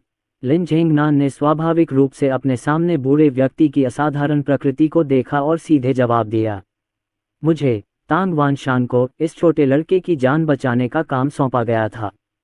तांग वानशान ने सीधे और शांति से कहा, लेकिन जब उनके शब्द वांग लियांग और अन्य लोगों के कानों में पड़े तो उनके दिल अचानक से चौंक गए और उनके चेहरों पर उत्साह का भाव दिखाई दिया। तांग वानशान, क्या आप मेडिसिन किंग तांग वानशान हैं? मैंने वांग लियांग को फिर से आश्चर्य में कहते सुना, लेकिन वह जानता था कि इस नाम का क्या मतलब है। इसका मतलब यह है कि उनके सामने जो बूढ़ा आदमी है वह चिकित्सा का विशेषज्ञ है, लेकिन वह इस समय यहाँ साक्षात मौजूद है। जब लिन झेंगनान, लिन तियांगंग और अन्य लोगों ने ये नाम सुना तो वे बेहद हैरान हो गए और तुरंत थोड़ा उत्साहित हो गए। औषधि राजा, क्या आप खास तौर पर जियाओजुन की जान बचाने आए हैं? जियाओजुन बच गया, ये सही है, यह मैं हूँ। तांग वानशान ने सिर हिलाया और हल्के से कहा, अपनी पहचान की पुष्टि करते हुए, ये वरिष्ठ औषधि राजा है, देवताओं के राज्य में एक शक्तिशाली व्यक्ति और चिकित्सा का विशेषज्ञ। रास्ते से हट जाओ और वरिष्ठ औषधि राजा को देखने दो कि क्या जियाओजुन बच गया है। ये सुनकर वांग लियांग ने जोओ वेरेन, लिन झेंगनान और अन्य लोगों से फिर कहा, लेकिन उसका दिल बुरी तरह से स्तब्ध था। ये तांग वानशान ही वह रक्षक था जिसने उसे कार्रवाई करने के लिए कहा था, लेकिन उन्हें डर था कि वे ऐसा नहीं कर पाएंगे। हालांकि उसने कभी नहीं सोचा था कि उसके आदमी मर रहे हैं, लेकिन दूसरा पक्ष व्यक्तिगत रूप से आया है। वांग लियांग अपनी आंखें थोड़ी सिकुड़ने से खुद को रोक नहीं सका, ये सोचकर कि तांग वानशान को व्यक्तिगत रूप से आने के लिए कहने वाला व्यक्ति कौन था। अचानक वांग लियांग ने लिन झेंगनान और बाकी लोगों की ओर फिर से देखा, और लिन झेंगनान और बाकी लोगों की आंखों में उत्साह का भाव देखा, लेकिन ऐसा लग रहा था कि वे अपने सामने मेडिसिन किंग के आगमन से अनजान थे। वांग लियांग अपने मन में आश्चर्य से भर गया। खड़े हो जाओ, उन्होंने तांग वानशान को सीधे अस्पताल के बिस्तर की ओर जाते देखा और लिन झेंगनान और अन्य लोग अनजाने में एक तरफ हट गए। तांग वानशान ने उस युवक को अस्पताल के बिस्तर पर पड़ा देखा। उसका पूरा शरीर पट्टियों से ढका हुआ था और वह अपनी शक्ल भी साफ नहीं देख पा रहा था। इसके अलावा उसकी सांसें बहुत कमजोर थीं और उसकी जीवन शक्ति तेजी से कम हो रही थी। वह किसी भी समय मर सकता था। धिक्कार है, अगर वह नहीं आता तो यह आदमी आधे घंटे भी जिंदा नहीं बच पाता। जैसे ही तांग वानशान की आध्यात्मिक चेतना जागृत हुई, वह लिन यीजुन के शरीर पर चोटों को स्पष्ट रूप से देख सका और वह ठंडी हवा की एक और सांस लेने से खुद को रोक नहीं सका। इतनी गंभीर चोट, क्या ये मानव निर्मित नहीं है? क्या उसे किसी राक्षस ने घायल किया था? तांग वानशान का चेहरा भारी हो गया और उसने गहरी आवाज में कहा, लेकिन उसकी आवाज में दृढ़ता का स्पर्श था। जैसे ही तांग वानशान के शब्द निकले, उपस्थित सभी लोग फिर से चौंक गए। लिन झेंगनान और उनकी पत्नी अभी अभी आए थे और उन्हें अभी तक समझ भी नहीं आया था कि उनके बेटे को चोट कैसे लगी। जब उन्होंने तांग वानशान को ये कहते सुना कि उसे एक राक्षस ने घायल किया है, तो उनके चेहरे के भाव अचानक बदल गए। ऐसा राक्षस क्या कर सकता है?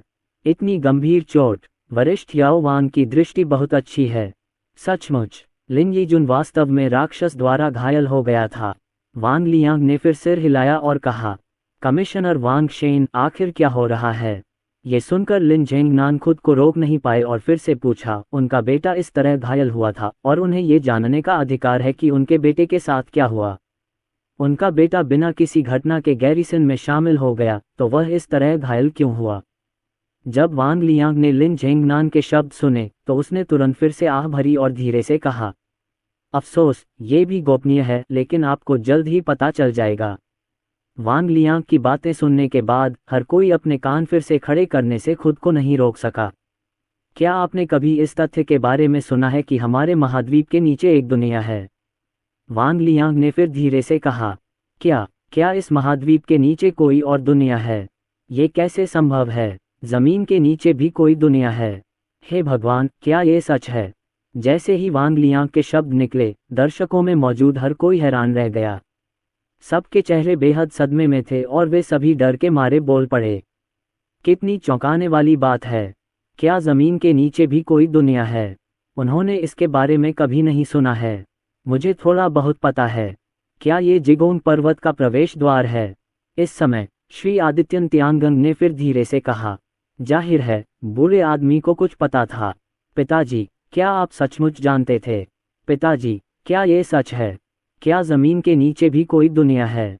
जब लिन झेंगनान और उनकी पत्नी ने सुना कि लिन तियांगांग ने क्या कहा, तो उन्होंने तुरंत अविश्वास में अपनी आंखें खोलकर श्री आदित्यन तियांगांग से पूछा, ये बिल्कुल सच है। क्या आपको अभी भी कई साल पहले आया भूकंप याद है? श्री आदित्यन तियांगांग ने गहरी आवाज में फिर पूछा। पिताजी, मुझे याद है, आपने कहा था कि भूकंप का संबंध भूमिगत दुनिया से था। लिन झेंगनान ने पूछा, कई साल पहले एक भूकंप आया था। उसे याद आया कि उस भूकंप के बाद मुख्य भूमि के कुछ ताकतवर लोगों की खबरें गायब हो गई थीं। ये सही है, मैंने अभी इसके बारे में सुना है, मुझे इसकी उम्मीद नहीं थी।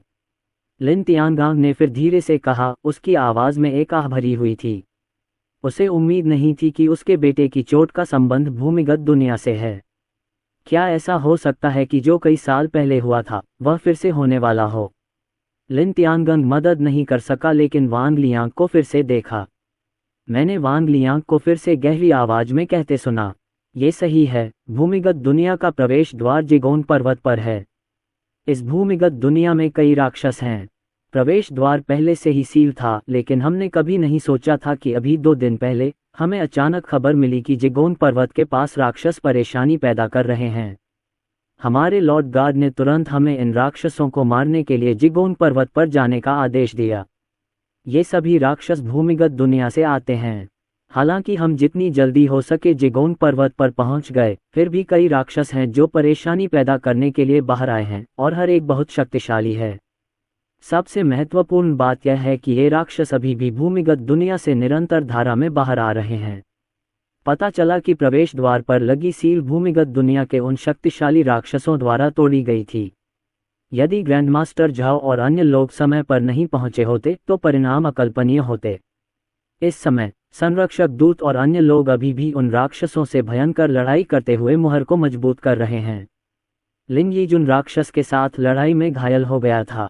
वांग लियांग ने फिर धीरे से कहा, इस समय भी वह अभी भी डरा हुआ था, और यह सोचकर कि इस समय भी गार्ड युद्ध के मैदान में उन राक्षसों से लड़ रहे थे, वांग लियांग युद्ध के मैदान में भागने से खुद को नहीं रोक सका। हालांकि वांग लियांग को अन्य कार्य सौंपे गए। जब सभी ने वांग लियांग के शब्द सुने तो वे बहुत आश्चर्यचकित हुए। इस मामले ने सभी की कल्पना को तोड़ दिया। पता चला कि जिस महाद्वीप पर वे रहते हैं वह सुरक्षित नहीं है, और भूमिगत भी अज्ञात खतरे मौजूद हैं। इस समय सभी के दिलों में एक धुंध सी छा गई। मुझे उम्मीद नहीं थी कि भूमिगत दुनिया के वे राक्षस फिर से परेशानी पैदा करने के लिए बाहर आएंगे। ये सुनकर तांग वानशान आह भरने से खुद को रोक नहीं पाया और उसकी भौहें तन गईं। उसने भूमिगत राक्षसों द्वारा मचाई गई अराजकता का अनुभव किया था, और इतने सालों बाद भी वह अपने दिल में शांत नहीं हो पा रहा था। मास्टर याओ वांग, क्या मेरे बेटे को बचाया जा सकता है? इस समय लिन झेंगनान ने तांग वानशान से फिर पूछा। चिंता मत करो, जब तक मैं यहाँ हूँ वह नहीं मरेगा, और जब तक वह नहीं मरता कोई न कोई उसे बचाने जरूर आएगा। तांग वानशान ने फिर गहरी आवाज में कहा। तांग वानशान की बातें सुनकर लिन झेंगनान फिर से चौंक गए और थोड़ी राहत महसूस की। तांग वानशान ने अस्पताल के बिस्तर पर लिन यीजुन को देखा और उसकी बाहों से एक और गोल गोली निकाली। इस अमृत को पानी में पिघलाकर उसे दे दो, तांग वानशान ने सीधे कहा। मैं इसे करूंगा, तुरंत लिन झेंगनान की पत्नी खड़ी हुई, तांग वानशान के हाथ से अमृत लिया, पानी निकालने वाली मशीन में एक कप गर्म पानी डाला और अमृत को सीधे कप में डाल दिया। जल्द ही अमृत पिघल गया और उसका सारा हिस्सा पानी के गिलास में घुल गया। फिर लिन झेंगनान की पत्नी सीधे लिन यीजुन के पास आए और फिर एक चम्मच का इस्तेमाल करके एक एक करके उसके मुंह में औषधि पिलाई। ठीक है मास्टर मेडिसिन किंग, अब हमें क्या करना चाहिए? लिन झेंगनान की पत्नी ने ये सब करने के बाद वह तांग वानशान से फिर से पूछने से खुद को नहीं रोक सकी, ये सोचकर कि आगे क्या करना है। अगला बस इंतजार करो। मैंने केवल तांग वानशान को फिर से धीरे से कहते सुना। उसने अपना काम कर दिया है, अब उसे बस इंतजार करना है। यह अमृत एक जीवनवर्धक अमृत है जिसे उसने परिष्कृत किया है। चाहे वह कितना भी घायल क्यों न हो, जब तक उसकी सांस बाकी है वह प्रतिद्वंद्वी की जान बचा सकता है और उसे कुछ ही देर में मरने से बचा सकता है। इंतजार। तांग वानशान की बातें सुनकर लिन झेंगनान और अन्य लोग फिर से चौंक गए और उनकी आंखें भ्रम से भर गईं। ये सही है, रुको। तांग वानशान ने फिर से सिर हिलाया और हल्के से कहा।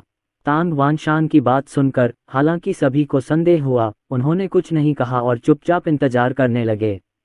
अस्पताल के बिस्तर पर लिन यीजुन, जो केवल सांस ले रहा था लेकिन सांस नहीं छोड़ रहा था, जीवन बढ़ाने वाली औषधि का ये प्याला लेने के बाद उसकी सांसें अधिक स्थिर हो गईं और वह सीधे डकार नहीं ले रहा था।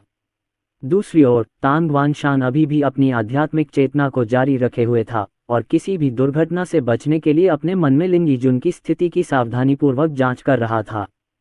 सब लोग चुपचाप इंतजार करते रहे। कुछ देर तक कोई नहीं बोला और माहौल कुछ ज्यादा ही डूबा हुआ सा लग रहा था। यद्यपि सभी लोग भ्रमित और उत्सुक थे, फिर भी किसी ने कुछ कहने या पूछने का साहस नहीं किया। अंत में शायद ये देखकर कि माहौल बहुत शांत था, तांग वानशान ने लिन झेंगनान से फिर बात की। ग्रैंड मास्टर ली के साथ आपका क्या रिश्ता है? दरअसल तांग वानशान भी थोड़ा उत्सुक था कि आदित्य वर्मा ने उसे इस लड़के को बचाने के लिए आगे आने को क्यों कहा। शायद उसके सामने खड़े इन लोगों का आदित्य वर्मा से कोई बहुत करीबी रिश्ता होगा। हालांकि जैसे ही तांग वानशान के शब्द सामने आए, लिन झेंगनान, लिन तियानगंग और अन्य लोग दंग रह गए। ग्रैंड मास्टर ली? वे ग्रैंड मास्टर ली को बिल्कुल नहीं जानते। अगर वे मास्टर को जानते होते तो बहुत पहले ही उनसे संपर्क करके कार्रवाई कर लेते और अभी इतने घबराए हुए नहीं होते। लिन झेंगनान अपने पिता की ओर देखे बिना नहीं रह सका। क्या इसका उसके बूढ़े पिता से कोई संबंध हो सकता है? लेकिन लिन झेंगनान ने देखा कि बूढ़ा आदमी भी उलझन में था और आश्चर्य से उसकी ओर देखने लगा। पिताजी, यह आप नहीं हैं। इससे पहले कि लिन झेंगनान बोलना समाप्त कर पाते, श्री आदित्यन तियानगांग ने सीधे कहा, मैं इतना गर्व कैसे कर सकता हूँ? अगर मैं किसी गुरु को जानता हूँ तो मेरे लिए अपने आधे जीवन में साधना करना सम्मान की बात होगी। बूढ़े आदमी ने अपना सिर हिलाया और चेहरे पर उदासी भरी नजर लाते हुए कहा। तुरंत लिन झेंगनान ने फिर से गहरी आवाज में कहा, मास्टर याओ वांग मजाक कर रहे हैं। हमारा छोटा लिन परिवार किसी मास्टर को कैसे जान सकता है? उन दोनों की बातें सुनने के बाद तांग वानशान के चेहरे पर आश्चर्य के भाव उभर आए। इसमें कोई गलती नहीं है ना? अगर यह गलत व्यक्ति होता तो क्या ये शर्मनाक नहीं होता? क्या वह निश्चित रूप से लिन यीजुन है? तुरंत तांग वानशान ने सभी से फिर से पूछा। हाँ, लिन झेंगनान ने तुरंत जवाब दिया। वह भी तो गैरीसन का सदस्य है न? मैंने तांग वानशान को फिर से पूछते सुना। हाँ, इस बार गैरीसन के उपसैन्य दूत वांग लियांग ने फिर से उत्तर दिया। इस अस्पताल में लिन यीजुन नाम का कोई और व्यक्ति नहीं है जो गैरीसन का सदस्य भी हो, है ना? फिर सभी ने तांग वानशान को फिर से पूछते सुना। मैं इस नाम वाले व्यक्ति की पुष्टि नहीं कर सकता, लेकिन हमारे सैनिक दल का लिन यीजुन नाम का व्यक्ति जो इस अस्पताल में घायल हुआ था, निश्चित रूप से वही है। मैंने वांग लियांग को फिर से सीधे जवाब देते सुना। वह कोई समस्या नहीं। वांग लियांग की बातें सुनकर तांग वानशान ने फिर से सिर हिलाया और कहा, कोई गलती नहीं होनी चाहिए। और चूंकि सामने वाले लोग ग्रैंड मास्टर आदित्य वर्मा को नहीं जानते, इसलिए ये थोड़ा अनुचित है। क्या इसका किसी और से कोई लेना देना है? बहुत संभावना है। ये सोचते हुए तांग वानशान ने कुछ और नहीं कहा और बस आदित्य वर्मा के आने का इंतजार करने लगा। वह कुर्सी पर सीधा बैठ गया और आंखें बंद करके आराम करने लगा। उसके पीछे आने वालों ने गलियारे के बाहर अपनी अपनी जगहें ढूंढ लीं। अंत में 1 घंटे से अधिक समय बीत गया। हिरासत कक्ष के बाहर गलियारे में दो आकृतियां टहल रही थीं, दो युवक, एक लड़का और एक लड़की। लड़का सुंदर था और लड़की भी सुंदर। वे एक युवा जोड़े जैसे लग रहे थे। और ये दो लोग आश्चर्यजनक रूप से आदित्य वर्मा और लिन यानरान थे, जो मुंबई से आए थे। विमान से उतरते ही उन्होंने टैक्सी ली और यहाँ पहुंच गए, और आखिरकार इस पल तक पहुंच गए। अगले ही क्षण आदित्य वर्मा और अन्य लोग अंदर आ गए। भाई, लिन यानरान दौड़कर सामने आया, अस्पताल के बिस्तर पर लेटे युवक को देखा और अचानक चीख पड़ा, भाई तुम ऐसे क्यों हो? तुम्हें मरना नहीं चाहिए। वो लिन यानरान सीधे बिस्तर के पास आए और उसे दर्द होने लगा। वह बिस्तर पर पड़ी मम्मी को पकड़कर हिलाने से खुद को रोक नहीं पाए। उसकी भावनाएं असामान्य रूप से उत्तेजित थीं। ये देखकर कि जिस भाई ने बचपन से उसकी रक्षा की थी वह ऐसा हो गया, लिन यानरान को बहुत बुरा लगा। उसका दिल बहुत टूट गया और उसके आंसू रुकने का नाम नहीं ले रहे थे। यानरान। इस समय उसके बगल में लिन झेंगनान ने लिन यानरान को चिल्लाया। लिन झेंगनान की आवाज़ सुनकर लिन यानरान ने अपना सिर घुमाया और लिन झेंगनान और उसके बगल में खड़े अन्य लोगों को देखा। पिताजी, माँ, दादाजी, मेरा भाई। लिन यानरान ने आंखों में आंसू भरकर कहा, तुम्हारा भाई ठीक हो जाएगा, लिन झेंगनान ने गहरी आवाज में कहा। इस समय लिन यानरान जल्दी से दूसरी तरफ मुड़ा और आदित्य वर्मा को चिल्लाया, आदित्य वर्मा, आओ और मेरे भाई को बचाओ। इसी समय आदित्य वर्मा धीरे धीरे अंदर आए। इस समय तांग वानशान, जो मूल रूप से कुर्सी पर बैठा था, अचानक खड़ा हो गया। छोटे दोस्त आदित्य वर्मा, तुम आखिरकार यहाँ आ गए। तांग वानशान ने तुरंत मुस्कुराते हुए आदित्य वर्मा से कहा, और आदित्य वर्मा के प्रति उनका सम्मान उनके कार्यों से देखा जा सकता था। तांग वानशान की आवाज़ सबके कानों तक पहुंची। सबने अपने सामने का दृश्य देखा और बेहद हैरान हुए बिना नहीं रह सके। तांग वानशान कैसा इंसान है! चिकित्सा जगत के राजा, चिकित्सा जगत के गुरु, शक्तिशाली देव रूपांतरक, तांग परिवार के मुखिया का इस युवक के प्रति ऐसा रवैया था जिससे उन्हें आश्चर्य होना ही था। मेरे सामने ये युवक कौन है? वांग लियांग, जो वेरेन और अन्य लोग अपने दिलों में बेहद उत्सुकता महसूस करने से खुद को नहीं रोक सके। ये तुम हो, छोटे भाई लिन तियानगांग। लिन झेंगनान और उनकी पत्नी की आंखें इस पल चौड़ी हो गईं। उन्होंने उस युवक को अपने सामने देखा था।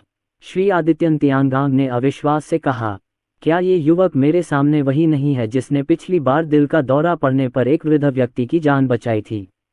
दादाजी लिन, क्या यह मैं नहीं हूँ?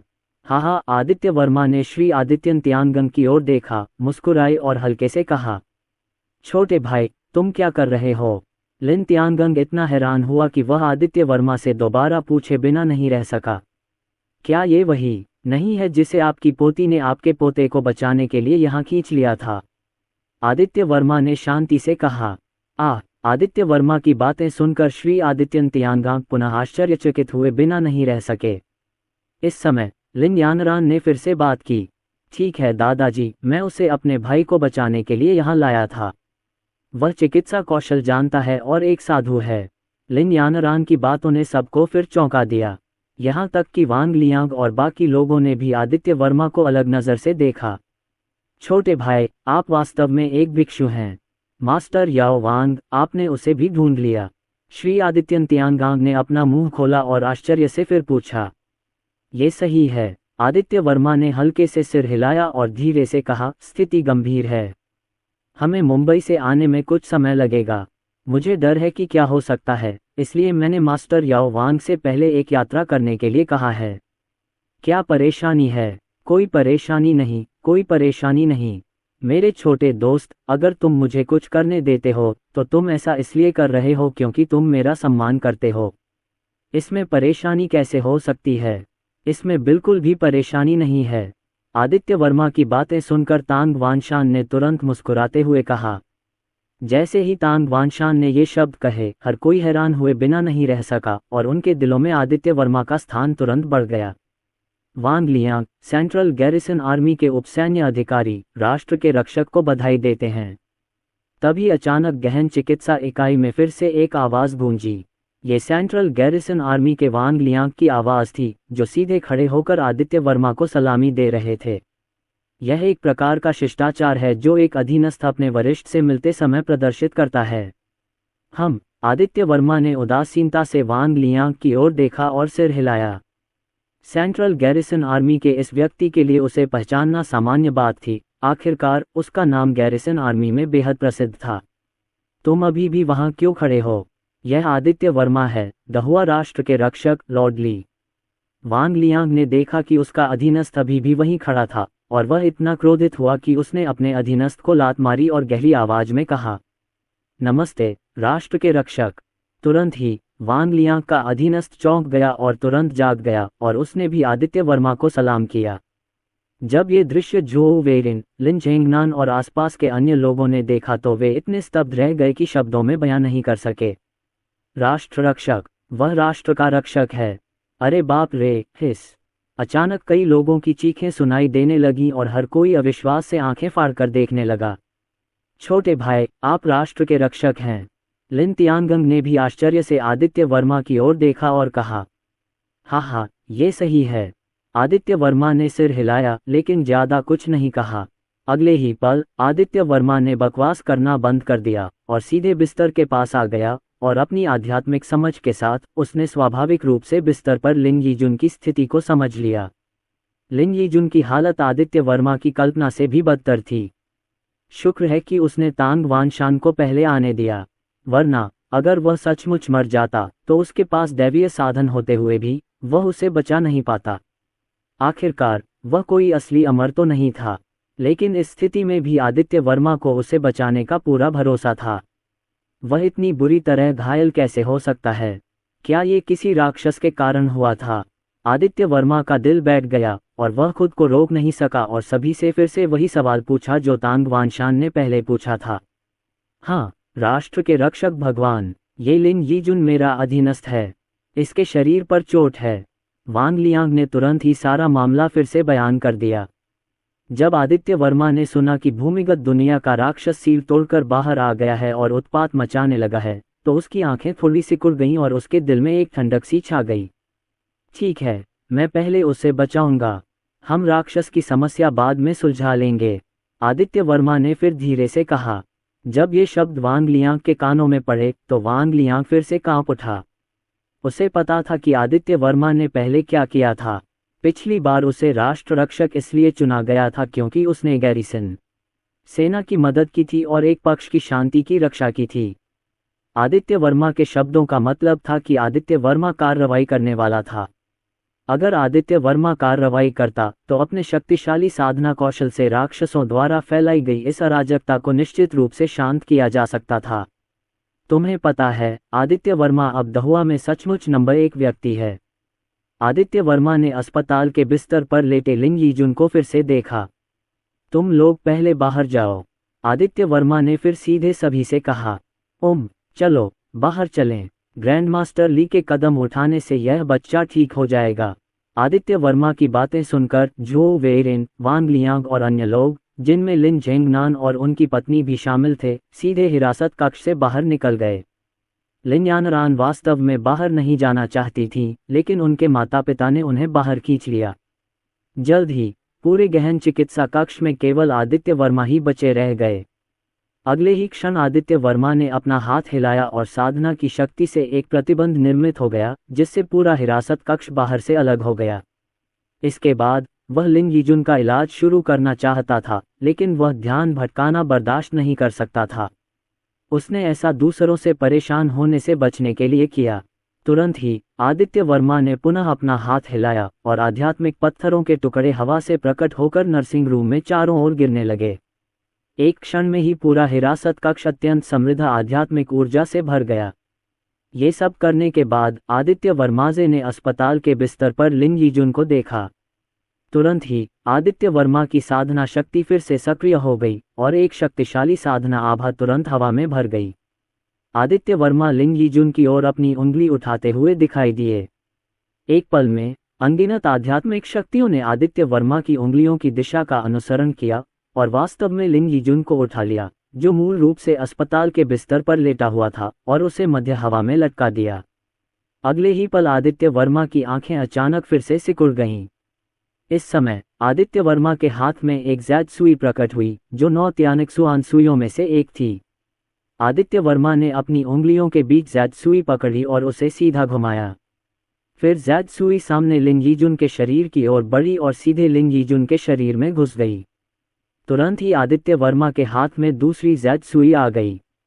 इसी तरह बिना किसी हिचकिचाहट के आदित्य वर्मा ने सीधे ज़ेत्सुई को बाहर निकाला और लिन यीजुन के शरीर में छेद दिया, लेकिन स्थान पिछली सुई से अलग था।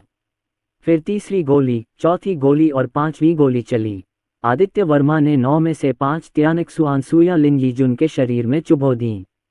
अगले ही पल आदित्य वर्मा की उंगलियों से एक तेज शक्ति निकल रही थी, जो वास्तव में तलवार की ऊर्जा थी।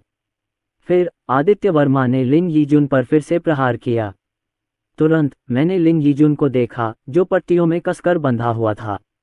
उसके शरीर की पट्टियां इस क्षण फट गईं, मानो किसी धारदार ब्लेड से कट गई हों। दरअसल उसे आदित्य वर्मा ने काटा था। उसे तलवार की शक्ति से काटा गया था। ये पट्टियां सीधे गिर गईं, जिससे लिन यीजुन का पूरा शरीर उजागर हो गया। यह एक लाश जैसा लग रहा है। पूरा शरीर जख्मों से भरा है, घिनौने जख्म, सिर्फ मांस और खून, खासकर छाती पर 2 गहरे जख्म जो सीधे पूरे ऊपरी शरीर में घुस जाते हैं, टूटी हुई हड्डियां और अंदरूनी अंग।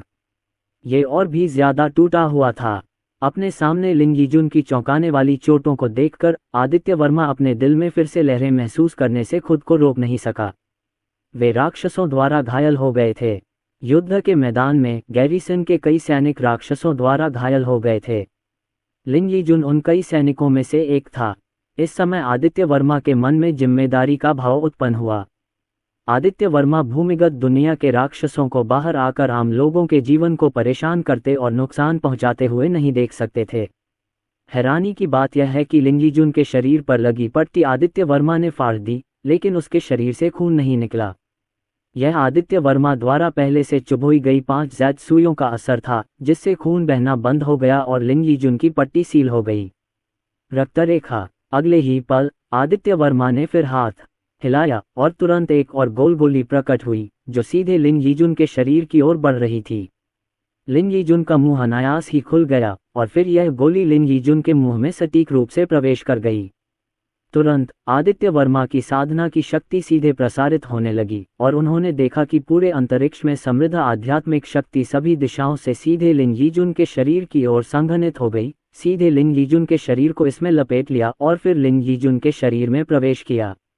उसी समय लिन यीजुन के शरीर में प्रवेश करने वाली गोली ने एक शक्तिशाली औषधीय प्रभाव भी उत्पन्न किया। पुनरुत्थान की गोली। यह एक पुनरुत्थान की गोली है। इसका कोई विशेष प्रभाव नहीं है, लेकिन इसमें शक्तिशाली जीवन शक्ति है। इस समय लिन यीजुन का शरीर, जो पूरी तरह से थका नहीं था, ने वास्तव में जीवन शक्ति को जन्म दिया। तुरंत ही आदित्य वर्मा के हाथ में एक और गोल और चमकीला अमृत प्रकट हुआ। अमृत हरे रंग का था और उस पर अजीब से अमृत के निशान थे, जो अभी पुनर्जीवित हुए अमृत से बिल्कुल अलग था। ये हड्डी बनाने वाली गोली है। इस अमृत का प्रभाव लोगों की हड्डियों को पुनर्जीवित करना है। इसी तरह आदित्य वर्मा ने बिना किसी हिचकिचाहट के लिन यीजुन के शरीर में एक हड्डी बनाने वाली गोली फेंक दी। अगले ही पल लिन यीजुन की टूटी हुई हड्डियां धीरे धीरे बढ़ती हुई दिखाई दीं।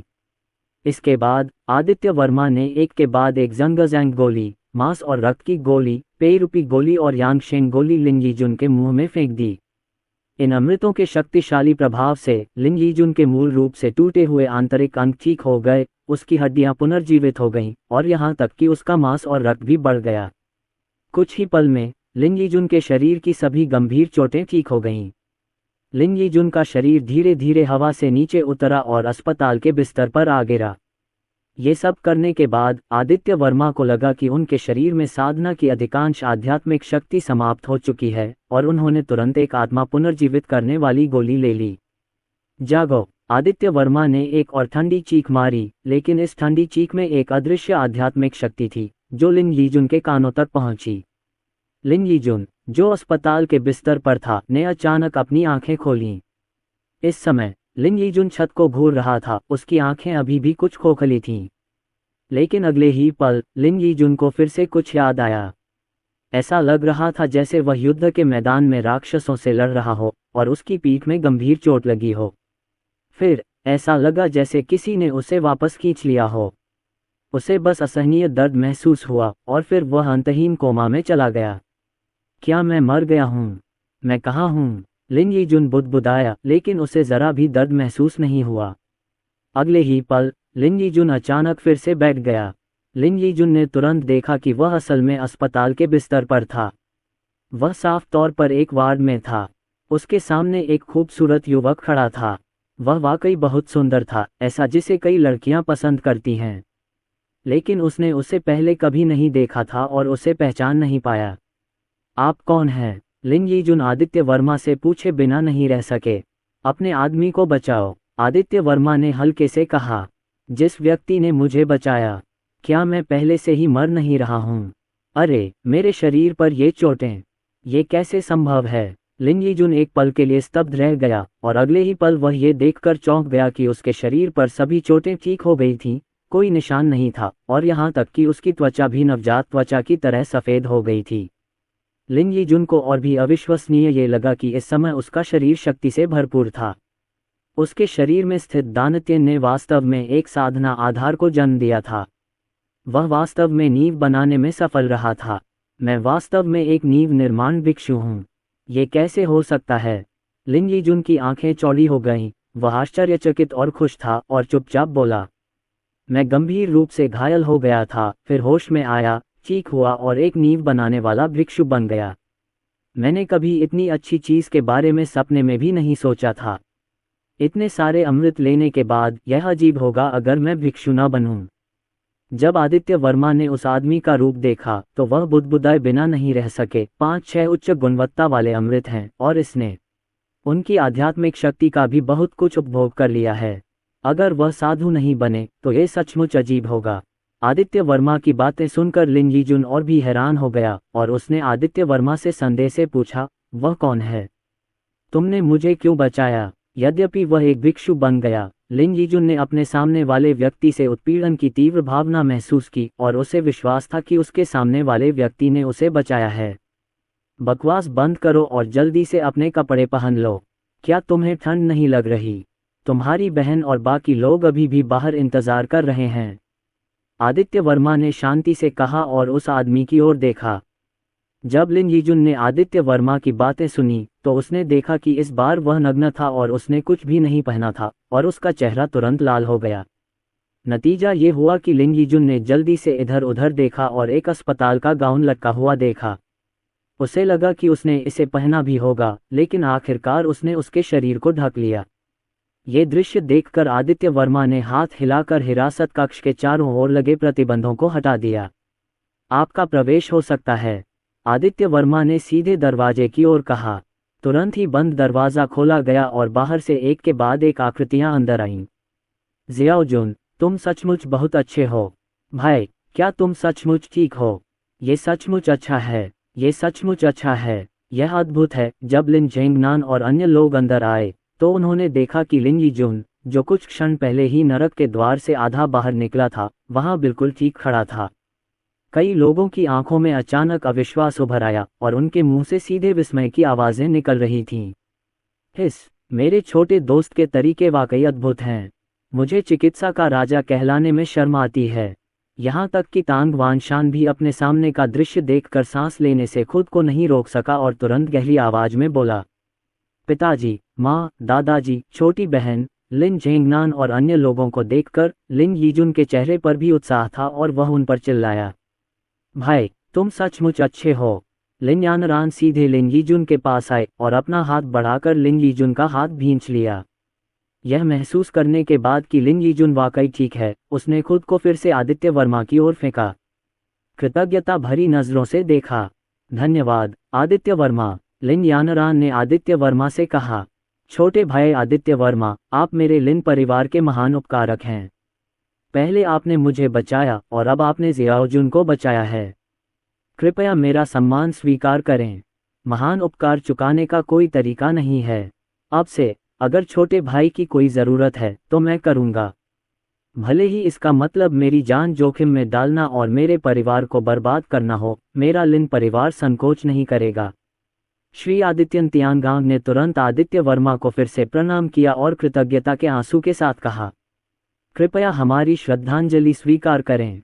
इस समय उनके बगल में लिन झेंगनान ने भी अपनी पत्नी को खींचते हुए और आदित्य वर्मा को प्रणाम करते हुए कहा, बूढ़े आदमी, तुम मुझे तोड़ने की कोशिश कर रहे हो। ये बिल्कुल अस्वीकार्य है। जब आदित्य वर्मा ने ये दृश्य देखा तो उन्होंने तुरंत कहा, फिर सर, आप भी हमारी सेना के लिए बहुत बड़े उपकारक हैं। उसके बगल में वांग लियांग ने भी ऊंची आवाज में कहा, भगवान रक्षक। जब लिन यीजुन ने अपने बॉस की बातें सुनी तो वह अपनी आंखें चौड़ी होने से नहीं रोक सका और उसने अपना मुंह खोला और आश्चर्य से कहा, जियाओ जुन, तुम अभी भी वहां क्यों खड़े हो? जिस व्यक्ति ने तुम्हें बचाया वह हमारे देश के रक्षक ग्रैंड मास्टर आदित्य वर्मा हैं। तुम उन्हें श्रद्धांजलि क्यों नहीं देते? ये देखकर कि लिन यीजुन अभी भी अचंभे में था, वांग लियांग ने तुरंत लिन यीजुन से फिर कहा, देश का रक्षक, धिक्कार है, मैंने देश के रक्षक को देखा है। लिन यीजुन भी सीधे खड़े हो गए और आदित्य वर्मा को सीधे सलाम किया। ठीक है, मुझे तुम्हें बचाना चाहिए, आदित्य वर्मा ने हाथ हिलाकर हल्के से कहा, लेकिन उन्होंने इसे दिल पर नहीं लिया। अगला, चलो परेशानी पैदा करने वाले राक्षसों के बारे में बात करते हैं, आदित्य वर्मा ने फिर धीरे से कहा। उसकी आंखों में तीखी नजर थी। मैंने पहले केवल एक सामान्य विचार सुना था, लेकिन आदित्य वर्मा को अभी तक विशिष्ट स्थिति का पता नहीं था। जितौशान में अब क्या स्थिति है? आदित्य वर्मा ने सीधे वांग लियांग से पूछा। ग्रैंड मास्टर झाओ और अन्य लोगों ने इसे दबाने के लिए पहले ही कार्रवाई कर दी है और गैरिसन के अन्य सदस्य भी आ रहे हैं, लेकिन स्थिति अभी भी आशावादी नहीं है। राक्षस बहुत अधिक हैं और पशु राजाओं के स्तर के कई शक्तिशाली राक्षस भी हैं और उनकी एक सतत धारा है। इससे बाहर आओ, वांग लियांग ने फिर गहरी आवाज में कहा। उसका चेहरा बेहद गंभीर लग रहा था। यह इस समय की ताज़ा खबर है। वांग लियांग की बातें सुनने के बाद लिन झेंगनान और उनके बगल में मौजूद अन्य लोगों के चेहरे भी थोड़े भारी हो गए। राक्षसों द्वारा उत्पन्न अराजकता ऐसी चीज है जो पूरे महाद्वीप को प्रभावित करती है और यह ऐसी चीज है जिसे लेकर हर कोई बेहद चिंतित है। क्या यह इतना निराशावादी है? आदित्य वर्मा बुदबुदाया। अगले ही पल आदित्य वर्मा ने गहरी सांस ली, मन ही मन निर्णय लिया और गहरी आवाज में कहा, तो फिर मुझे भी अपने साथ टहलने चलने दो।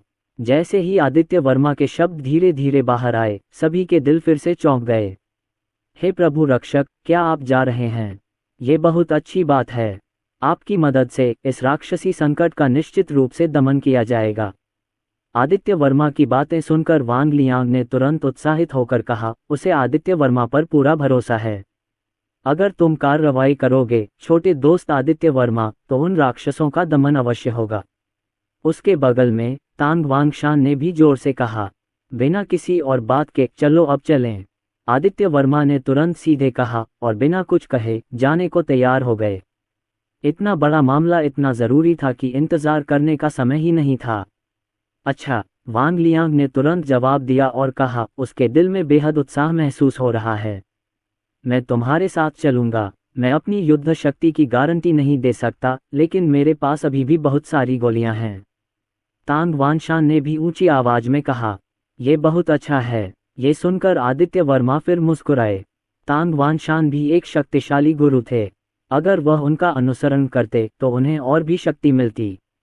इसके अलावा एक कीमिया गुरु का प्रकट होना कई लोगों की जान बचा सकता था। हालांकि आदित्य वर्मा साधना में शक्तिशाली थे, फिर भी वे सीमित क्षमताओं वाले एक अकेले व्यक्ति थे। सीमित। मैं भी जाना चाहता हूं, लेकिन इस समय लिन यानरान ने फिर से बात की। यानरान, तुम क्या करने जा रहे हो? लिन झेंगनान ने सीधे लिन यानरान को चिल्लाया। लोग भी इसे देखना चाहते हैं। मैंने लिन यानरान को फिर धीरे से कहते सुना, हम लड़ने जा रहे हैं। वे राक्षस हैं। क्या आप खाना पहुंचाने जा रहे हैं? आदित्य वर्मा भी अवाक होकर बोले, क्या ये लड़की सोच रही है कि शॉपिंग करने जा रही है? ये युद्ध है और ये क्रूर राक्षस हैं। ये लड़की उन राक्षसों के दांत खट्टे करने के लिए भी काफी नहीं है। अंत में लिन यानरान स्वाभाविक रूप से नहीं गए। आदित्य वर्मा और वांग लियांग, तांग वानशान, लिन यीजुन जो अभी अभी ठीक हुए थे, और वांग लियांग के अधीनस्थ 5 लोगों का एक समूह सीधे जितो पर्वत के स्थान की ओर बढ़ गया।